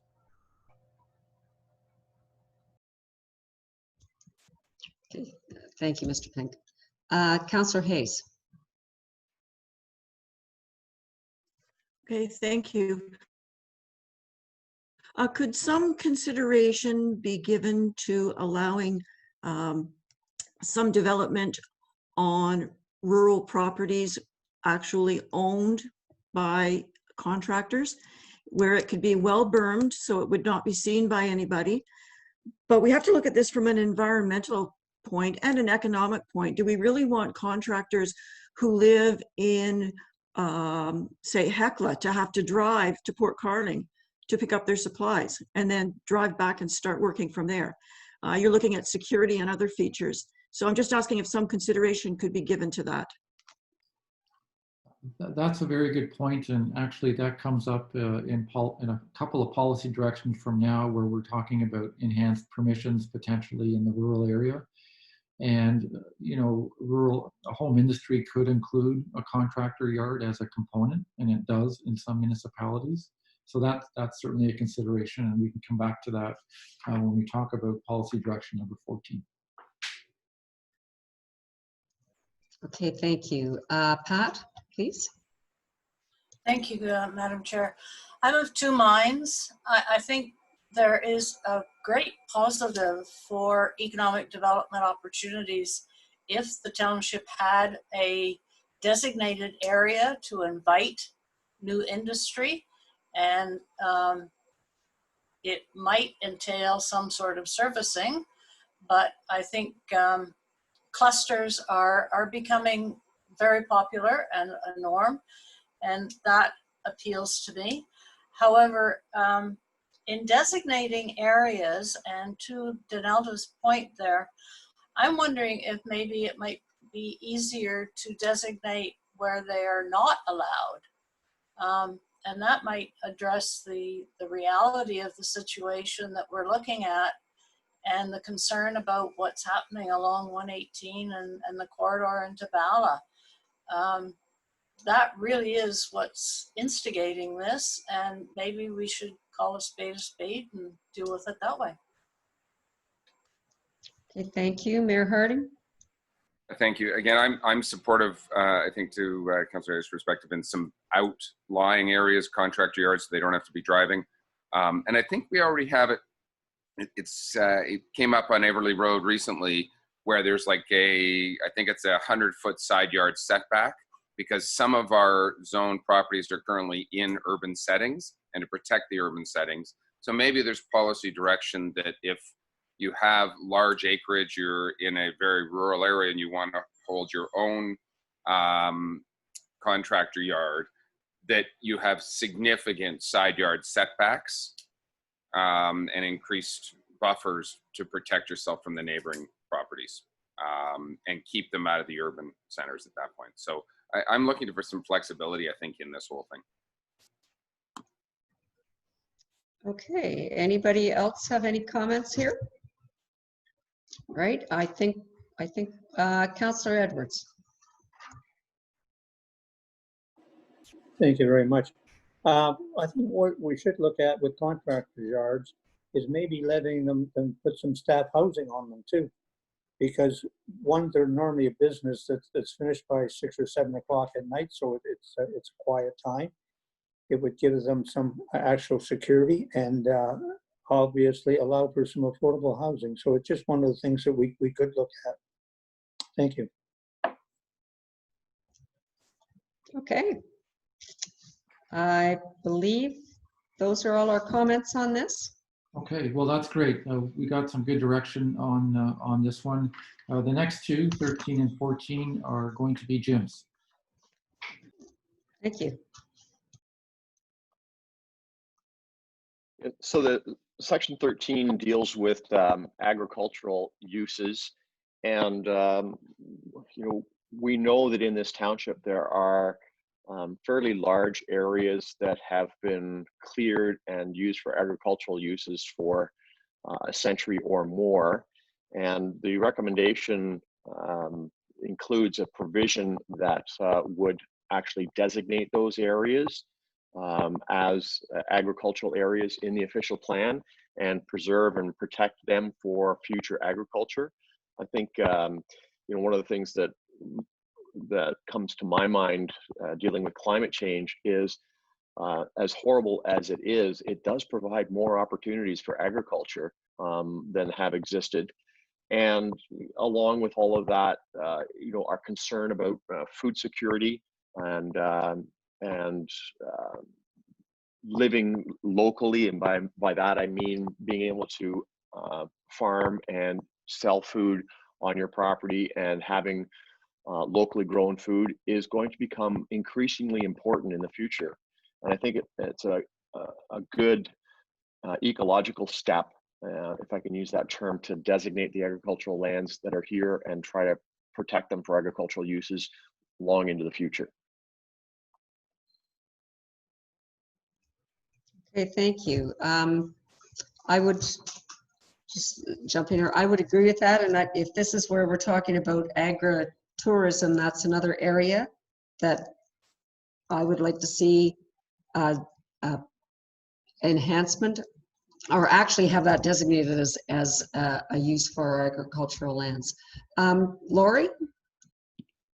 I agree with this policy direction, but I'd just like to add that to the extent that any of these agricultural areas abut or drain into or otherwise affect water bodies, I recommend that we adopt policies that require measuring, monitoring, and limiting nutrient loading from agricultural areas into lakes or rivers. Other lake areas have significant experience with this. Okay, Councillor Hayes. Thank you, Madam Chair. I agree with this completely, and the more latitude we can give farmers to do things so that they're successful, I think is great. However, I'm thinking back to a case that we had some years ago where the couple was ready to retire. They wanted to move on. They could not find someone to buy their farm for agriculture, so they proposed an alternate use. And there was quite a debate about this. Do we lose the agricultural land? Do we preserve it? And these people were caught in the middle. So I'd like to know if we could consider allowing a certain percentage of agricultural land to be used for alternate uses. And that could be attainable housing. It could be a solar farm. It could be anything like that, that would give them some latitude to get some revenue from their property other than agriculture if they cannot make the agriculture a success. If I can respond to that, I think the reason that I'm dealing with both of these things is that this section and the next section really follow each other. Section 13, we talk about, should we designate the agricultural land? Yes. I think that what I've heard so far is yes, that's a good idea. The other part we talk about in part 14 is the permitted uses within those agricultural areas. And our recommendation is that we expand the permitted uses in those areas to include agritourism, home-based businesses in the rural area, The provincial policy statement has broadened the uses that are permitted within agricultural areas, and it's actually very advantageous to be designated agriculture because you can have more types of agriculturally related commercial uses on the lands to make it more viable to protect the agricultural land. And I think that if we designate the land, then we can impose the more permissive rural economic policies that are now permitted in the PPS and expand the uses that are permitted in those areas.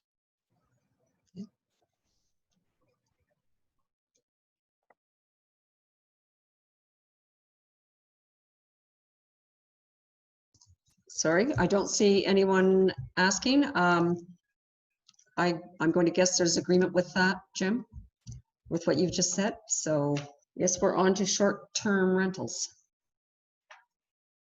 Or did we cover 13 and 14 in that one? We sort of did. I hope so. I think everyone's generally in agreement. Right, and I think what I got out of that as well, going beyond the agriculture, is that there's an openness to consider enhanced and improved policies dealing with rural, industrial, and commercial development as well. And I think we got that through the other comments too. So it goes beyond just the agriculture. So I think we got that. So I'll move on to the next one, short-term rentals. I'm hoping this is a short discussion as well. Before you do, I've got one comment, Madam Chair. Sorry, Councillor Roberts, go ahead. Okay, I agree with everything you said, but I don't think there's many farmers in this or agricultural people in this room. And I'm aware that there's the Muskoka Federation of Agriculture exists, an organization of farmers in Muskoka.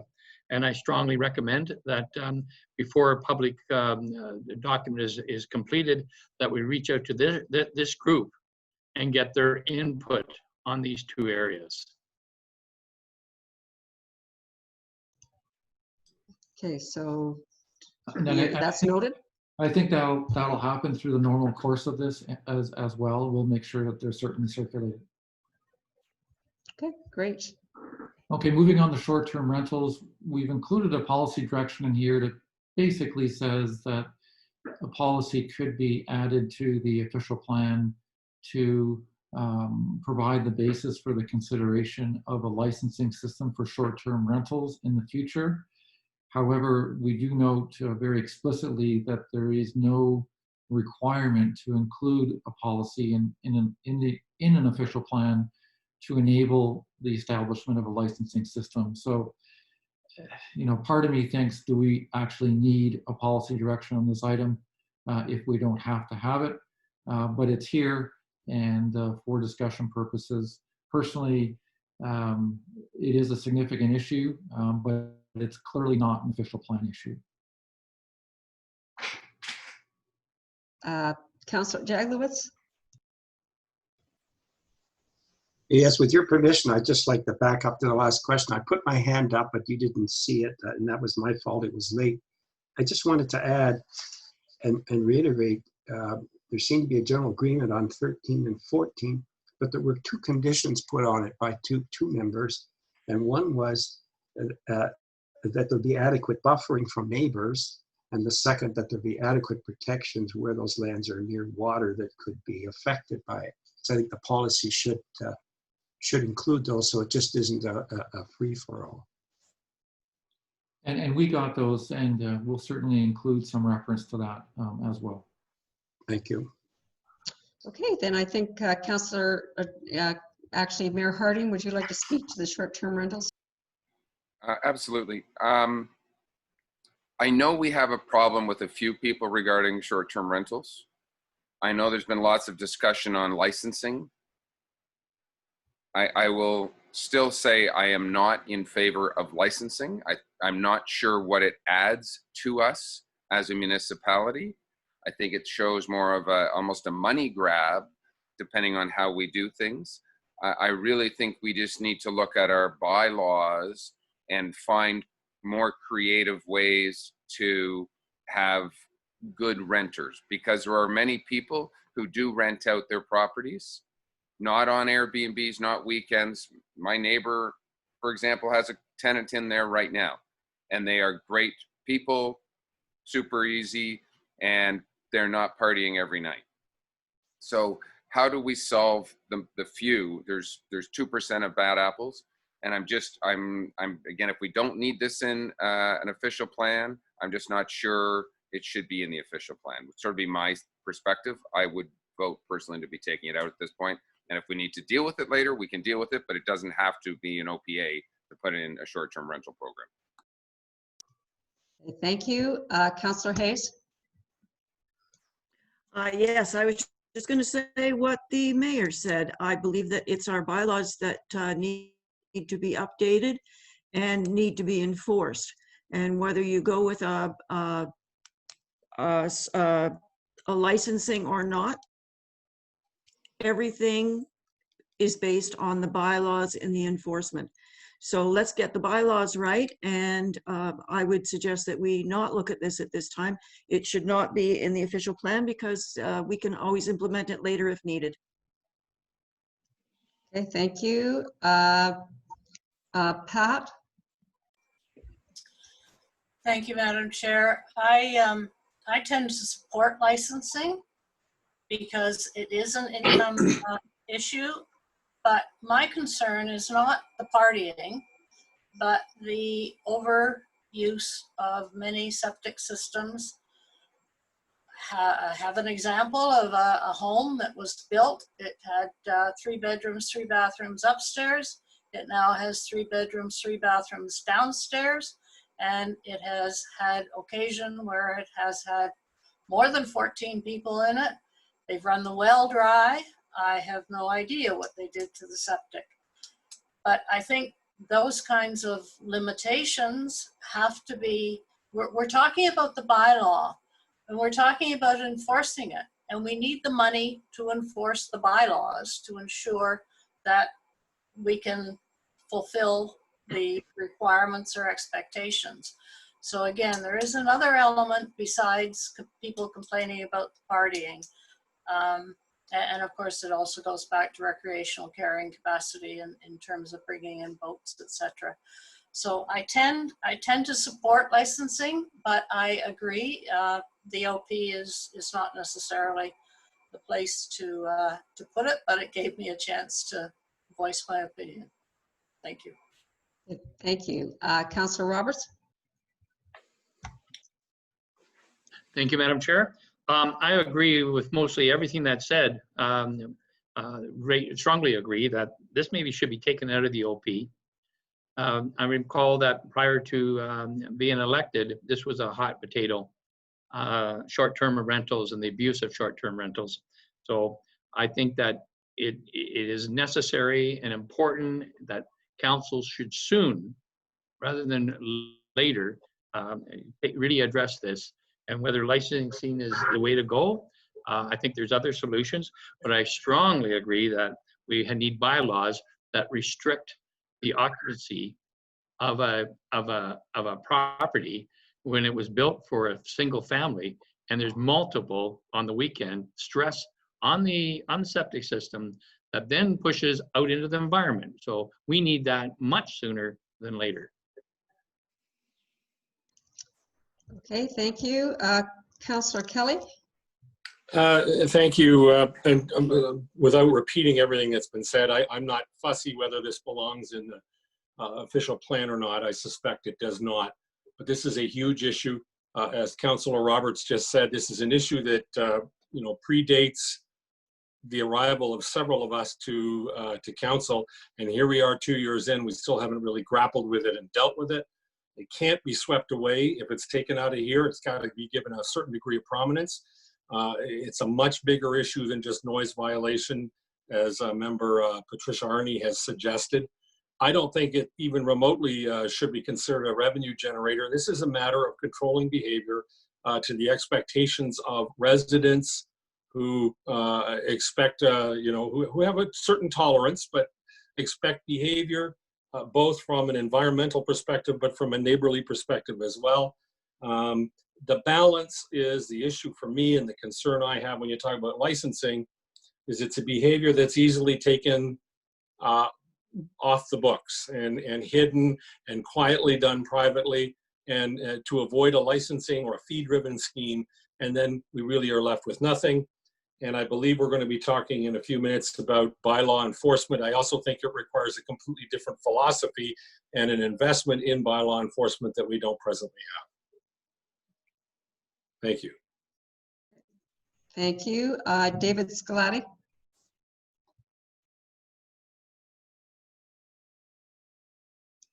You need to unmute yourself. There you go. I don't want to prolong it much, but I agree with most of what has been said. For me, licensing gives the government a little bit more control. And for me, what people are really looking for, what the citizens are really looking for, is someone to turn to when they have a problem. So if it's bylaw enforcement, great, but people are really frustrated, and the only people that they know of that can possibly help them is the government. So you have to be seen to be doing something positive. Thank you. Okay, Liz. Thank you. That Altus report that was done on resorts and accommodations across the district, paid for by our township and Muskoka, showed that short-term rental segments expected to grow faster than resorts are, and they will then pick up in market share at the expense of resorts. So I do think this needs to be controlled. It needs to be managed and directed. I'm particularly not in favor of properties being purchased solely for the purpose of being put out as short-term rentals. So I think some policy would be beneficial. Thank you. Councillor Edwards. Thank you very much. I was at a conference, and basically we were told you either have to license them or ignore them. So I'm for licensing. Whether it has to be in the official plan or not, I don't know.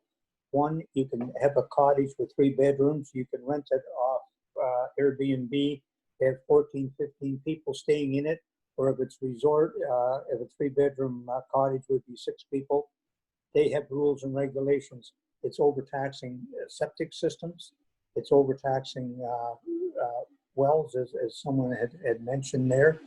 There's no fire regulations or anything else like that. So I think we're going to have to look at in the future licensing, whether it's in the official plan or bylaws. But our bylaws are not strong enough to do anything about it at this time.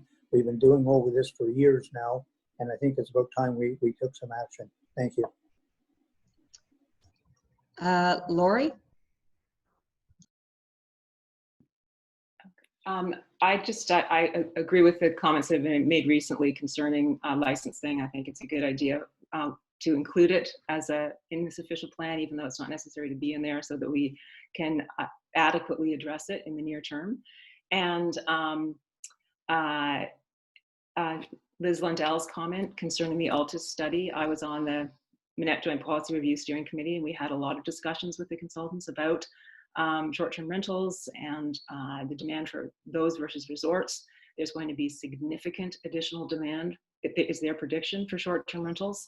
And so we as a municipality have to deal with this, because there will be a tsunami of people wanting to come up and stay in Muskoka, and there's absolutely nothing wrong with that. But I think we need to put in place some rules to have some control over it.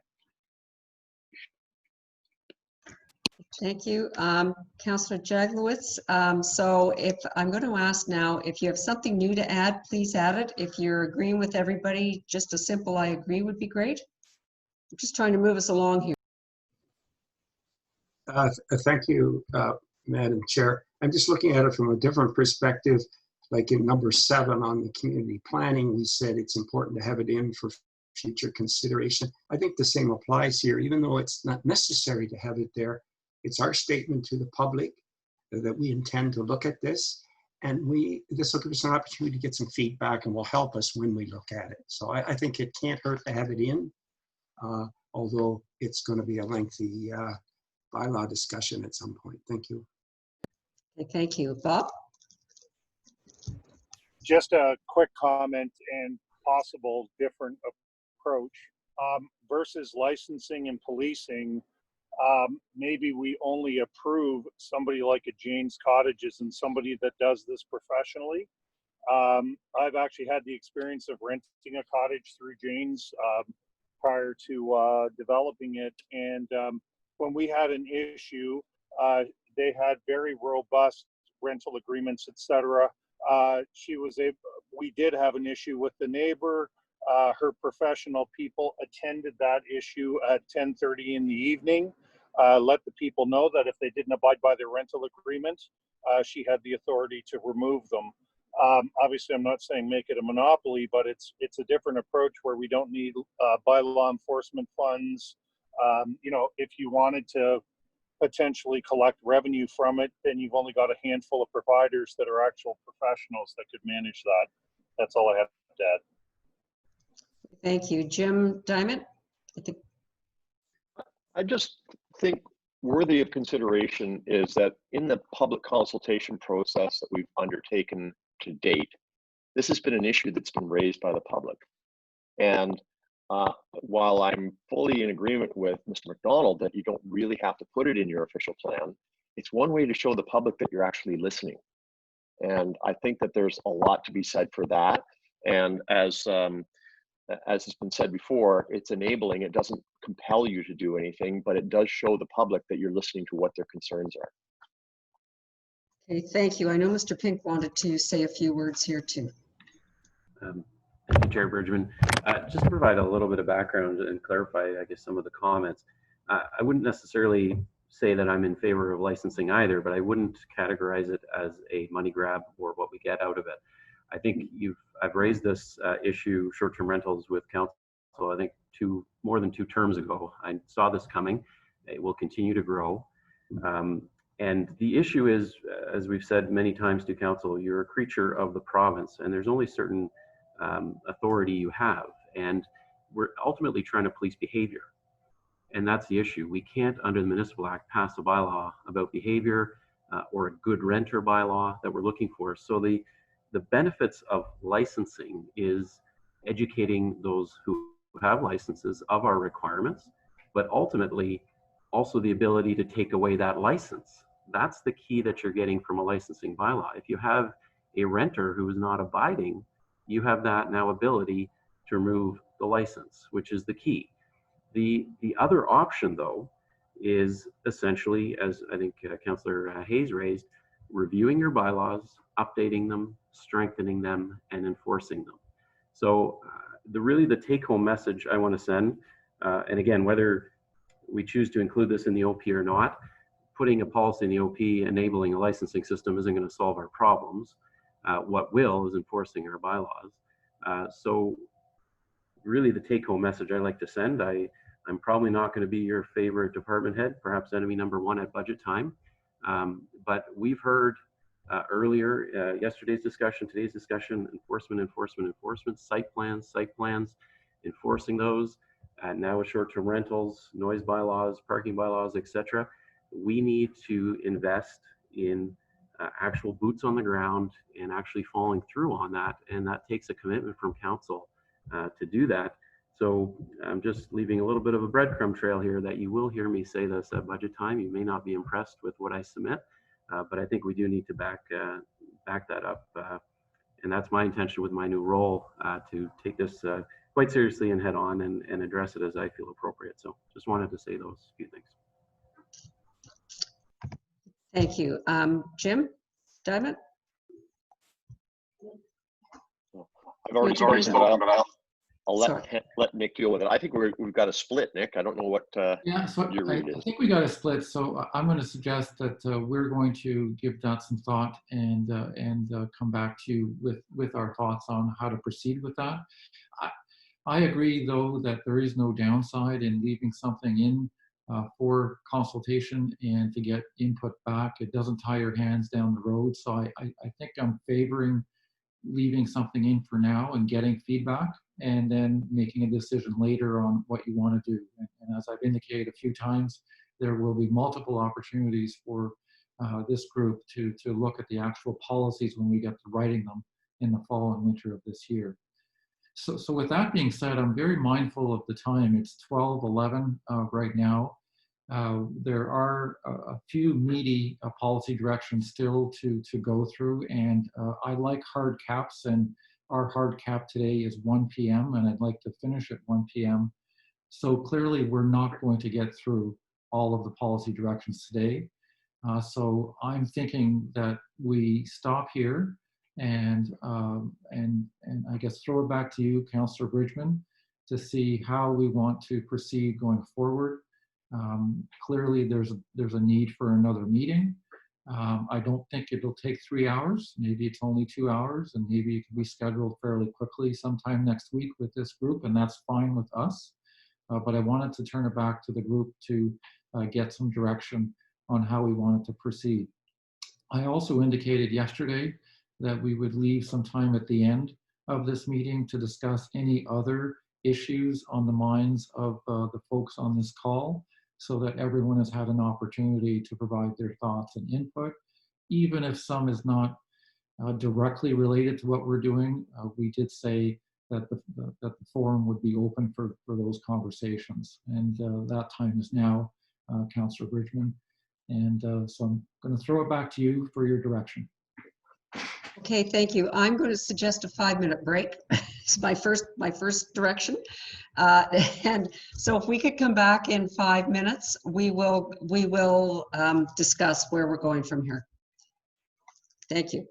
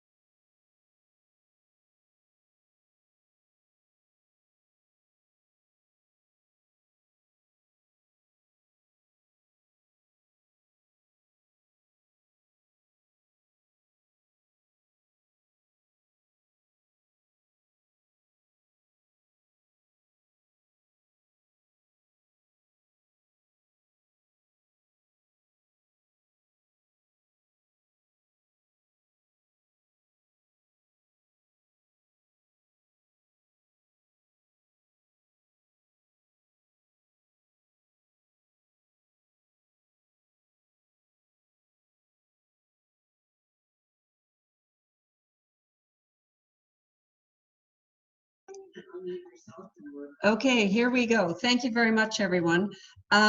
So Nick, I have a suggestion that for you and Jim. Perhaps in the rest of our time left today, we could try to do 21 through 20, I think 26. It looks like we may be able to move through those fairly quickly. And the other ones are a little meatier. So we thought that might be a plan, if that works for you. Yep, that makes a lot of sense to me. Okay, and then everybody get their calendars out because we're going to have to have another meeting, and I think it's going to be 3 hours by the time we finish with the discussion after we finish the formal part. So would Tuesday the 14th work? I know this is really short notice.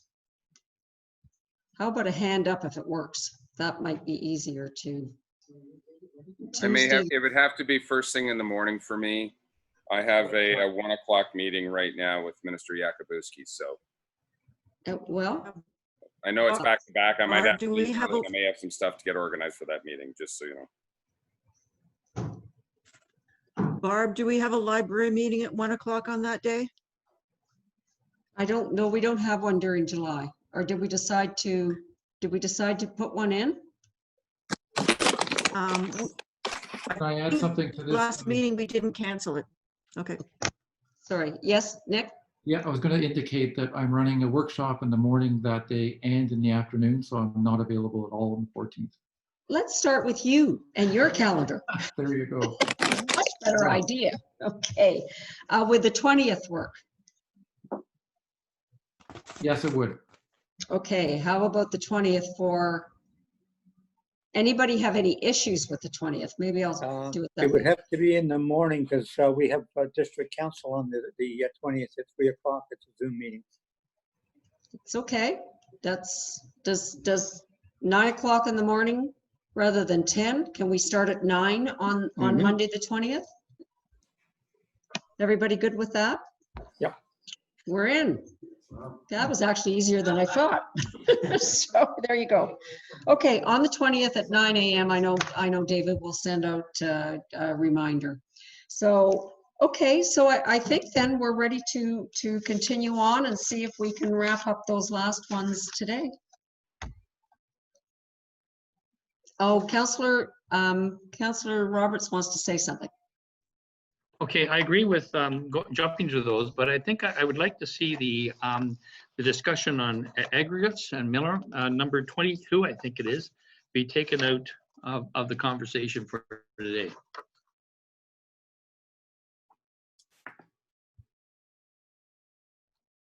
Can't hear you, Barb. Oh, that's because I'm muted. Can I just understand why? Okay, it's one of the biggest issues in Ward B that we have. And I believe it needs it should not be rushed. We need to get everyone's input on that, all right? That's why I'm asking for it to be taken out. Sounds like a plan. Okay, so I guess we'll start with 21 and skip 22 and continue on then. So Nick or Jim, take it away. Okay, so 21, I'm hoping is fairly straightforward, but we are certainly aware, and you are all aware as well of issues relating to employees working at resorts and where they actually are living. I have to say, I actually had a daughter that worked at Cleveland's House and lived at in a very terrible accommodation on a rented property. So I know it's a significant local issue. And in thinking about it, and I know we're not really supposed to be talking about resort policies, but this one goes a little bit beyond. And we're suggesting that for new and expanding resorts, that employee accommodation be provided on site through the approval process up front, rather than having to deal with the issue later. I think it's an easy one, but we wanted to put it in here and get comments on it before we went out to the public with it. Thank you.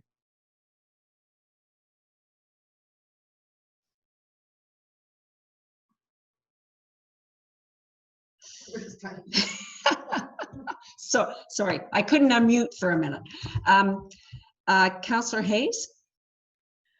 Yes, we do have some very small resorts that employ minimal staff that live in the area. So could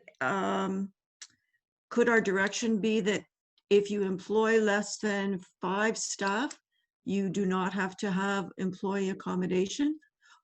Or it's not mandatory to have employee accommodation? I think what I would do, just to make this really simple at this point, is say for the larger resorts, and we can define that later.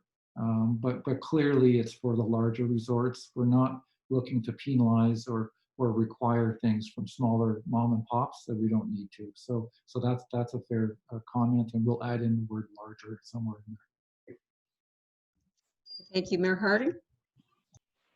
Thank you. And I understand this concept. There's a couple things. Number one, staff housing is what we're trying to solve as a problem, but we have staff housing issues with, I'll name some companies, SWS, Water Sports Schools, Muskoka Wake Water Sports School. We have issues with Turtle Jacks. We have issues with Club Link. They all have significant staff accommodation that they require. And so I guess I like Danelle's comment about, fewer, we don't regulate, whatever, but why, I guess is my one fundamental question, why do we single out resorts alone?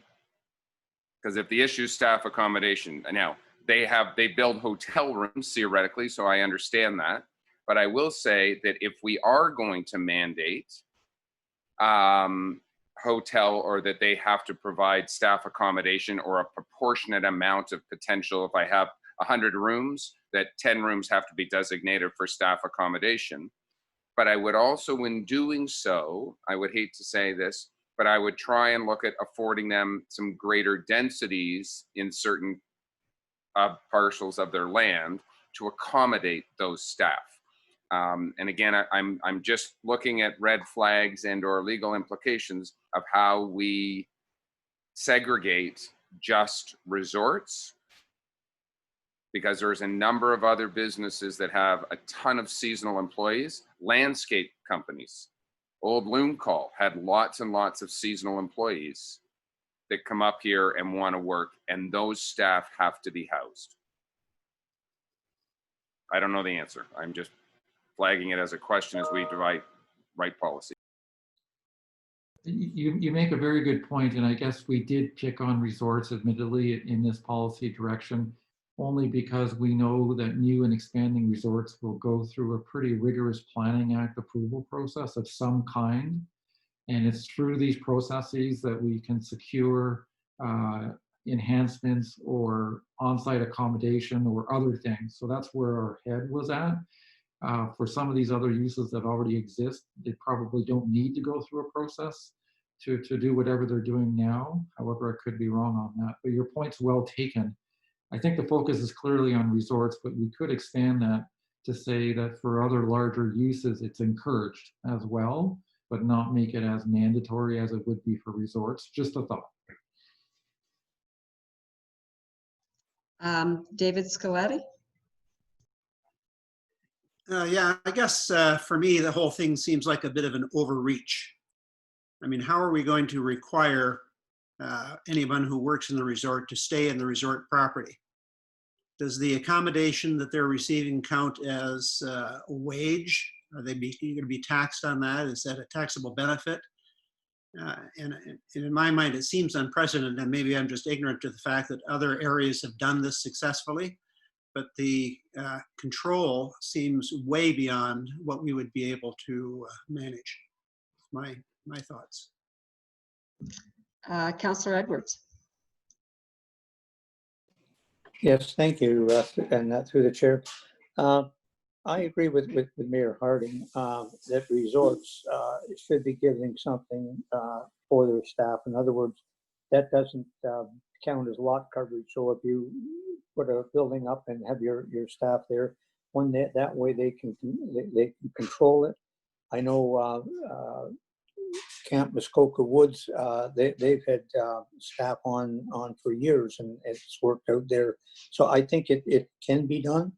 As far as other businesses, we'd have to look at that. But large resorts, if they've got, say, over 10 employees, should maybe be supplying some sort of housing for their staff.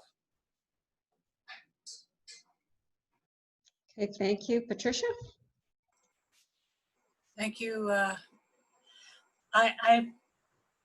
I agree with Mayor Harding that it's much bigger than just resorts. We, of course, in Bala have the obvious issue that is of concern to everyone.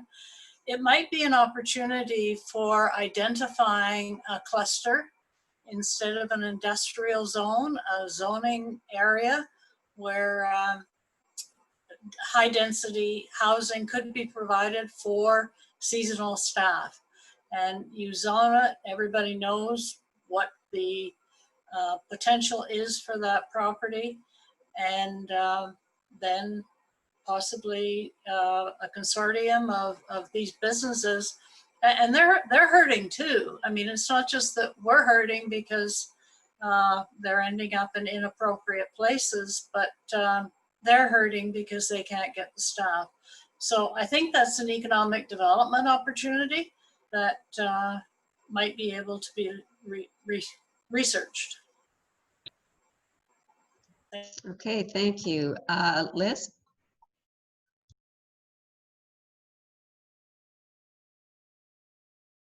Sorry about that. I think my concern is that we take a look at, if a business provides housing, then that accommodation should be on the property. There are a number of summer businesses that don't provide accommodation, and I realize that can be a problem for attracting workers. But if there is going to be housing, I think it should be well constructed, it should be managed, it should be supervised, and should be on the property of the business that's employing the people.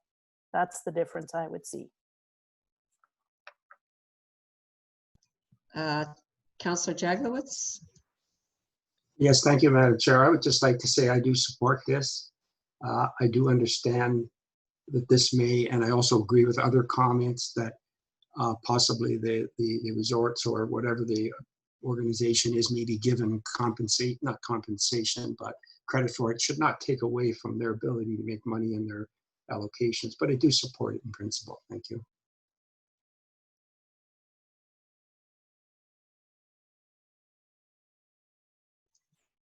Thank you. All right, so I don't have any more comments on this. I believe that the policy direction is, we agree with the direction. Okay. So we could move on to number 23. Okay, so I'm going to put number 23 and 24 together because they basically deal with the format and organization of the official plan and its readability.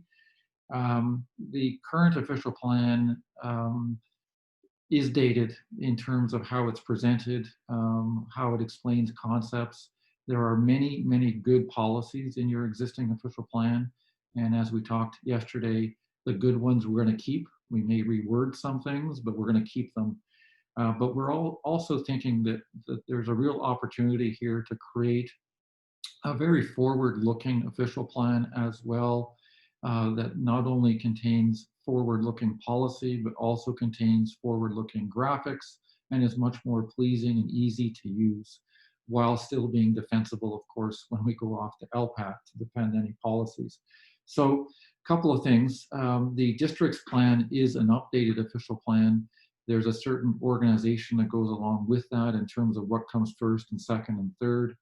And as an example, when the district's plan was prepared, a conscious effort was to put all of the big environmental policies up front at the beginning of the official plan to recognize the importance of protecting the environment in the district. And we're thinking that the format that was used in the district's plan should generally be followed in creating a updated township official plan. So that's one of our recommendations.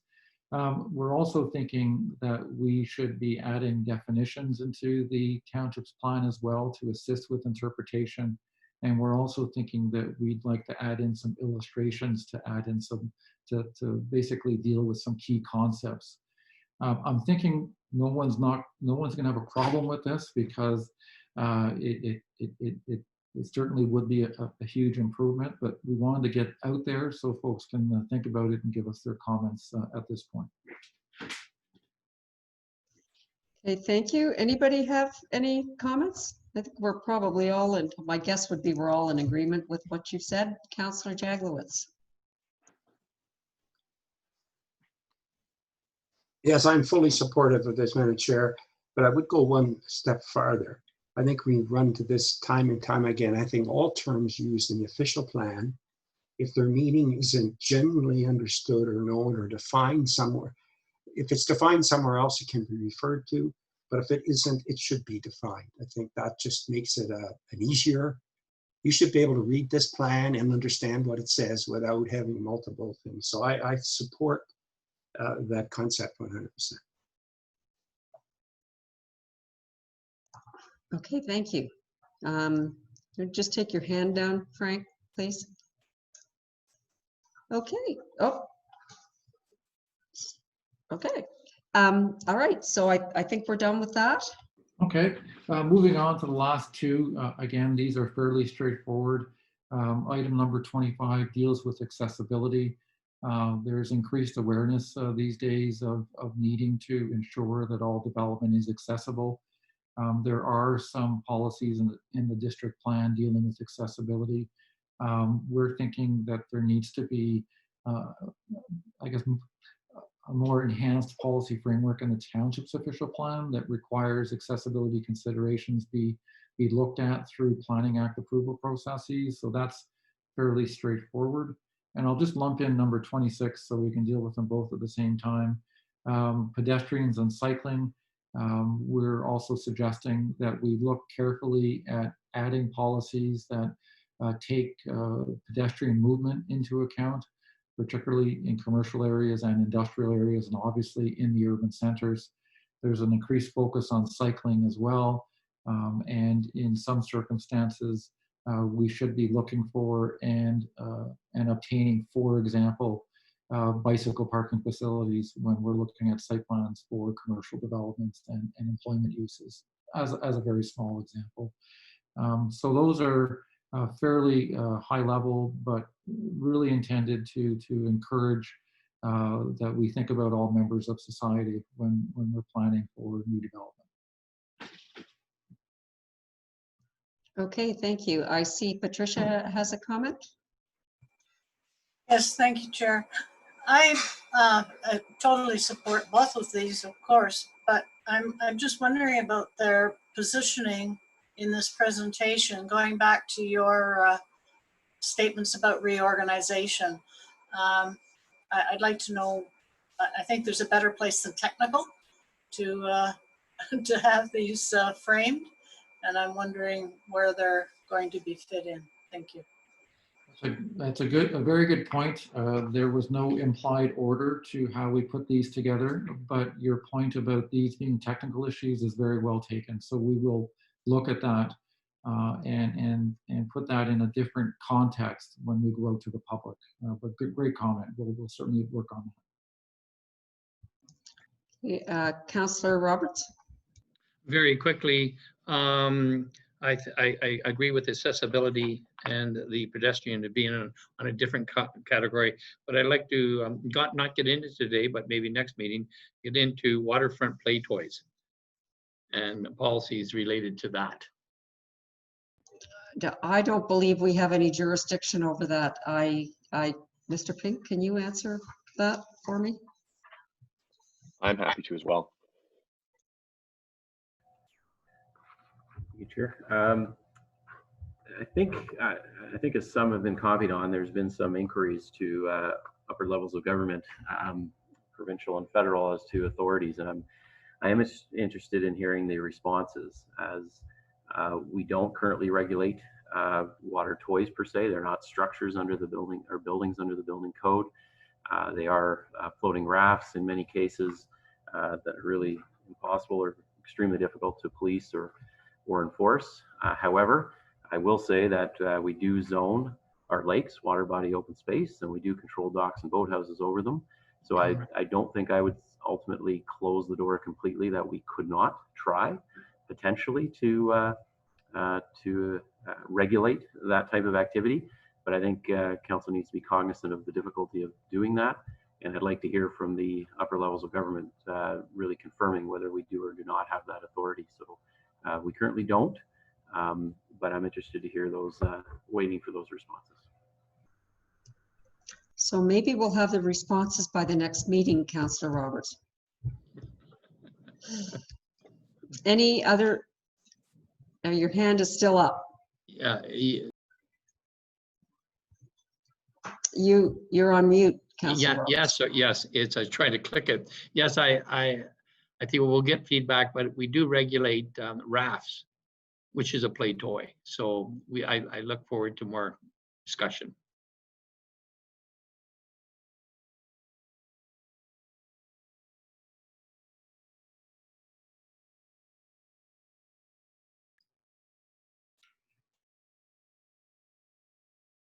Oh, 16.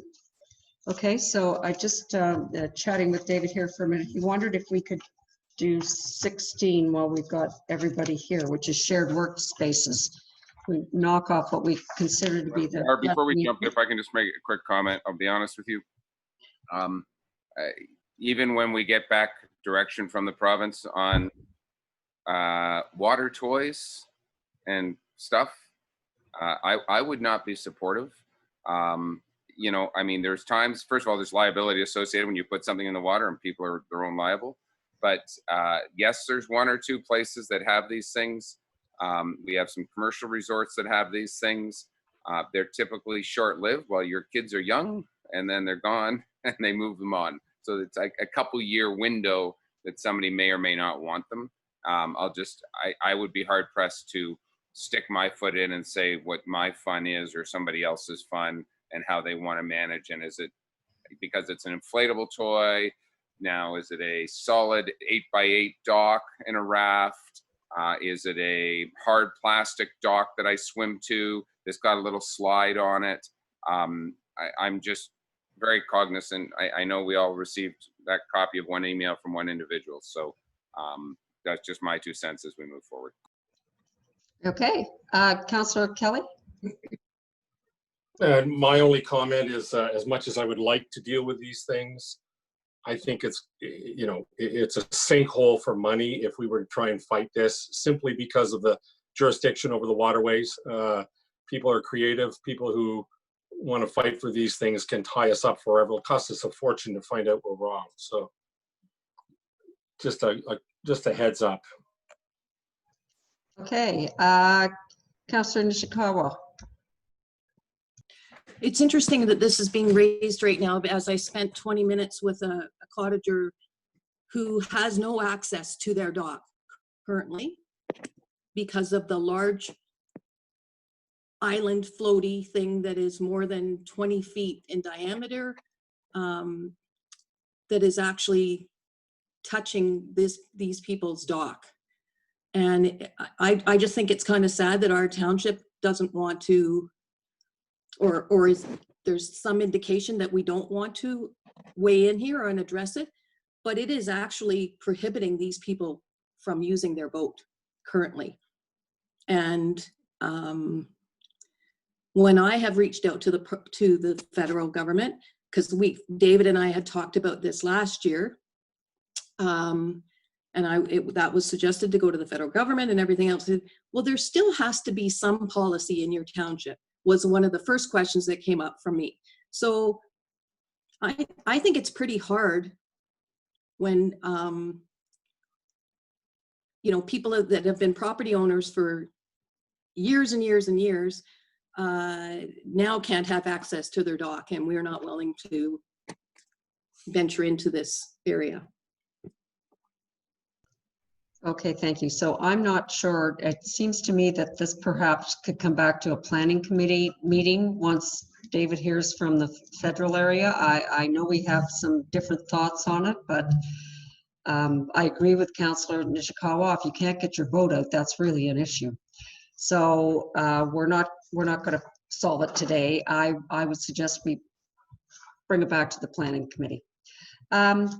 So shared workplaces, we have 10 minutes. Nick, can we do that, or Jim? I'll deal with this if I can, and be short and dealing with it. I think that when we prepared our background report and this issues report, we hadn't even seen the implications of COVID on retail and office space yet, and it's going to be significant.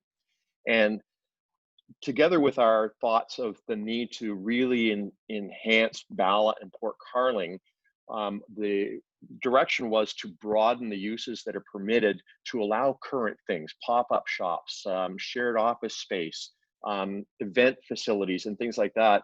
And I think there's even a greater need now to look at those commercial uses in your urban areas and provide the greatest opportunities possible, thinking of what the future will be now that I would say the commercial structure has been altered permanently. And so the recommendation is really simply to think more currently about the uses that are permitted and provide the broadest range of commercial uses in those areas that we can. Okay, Councillor Kelly?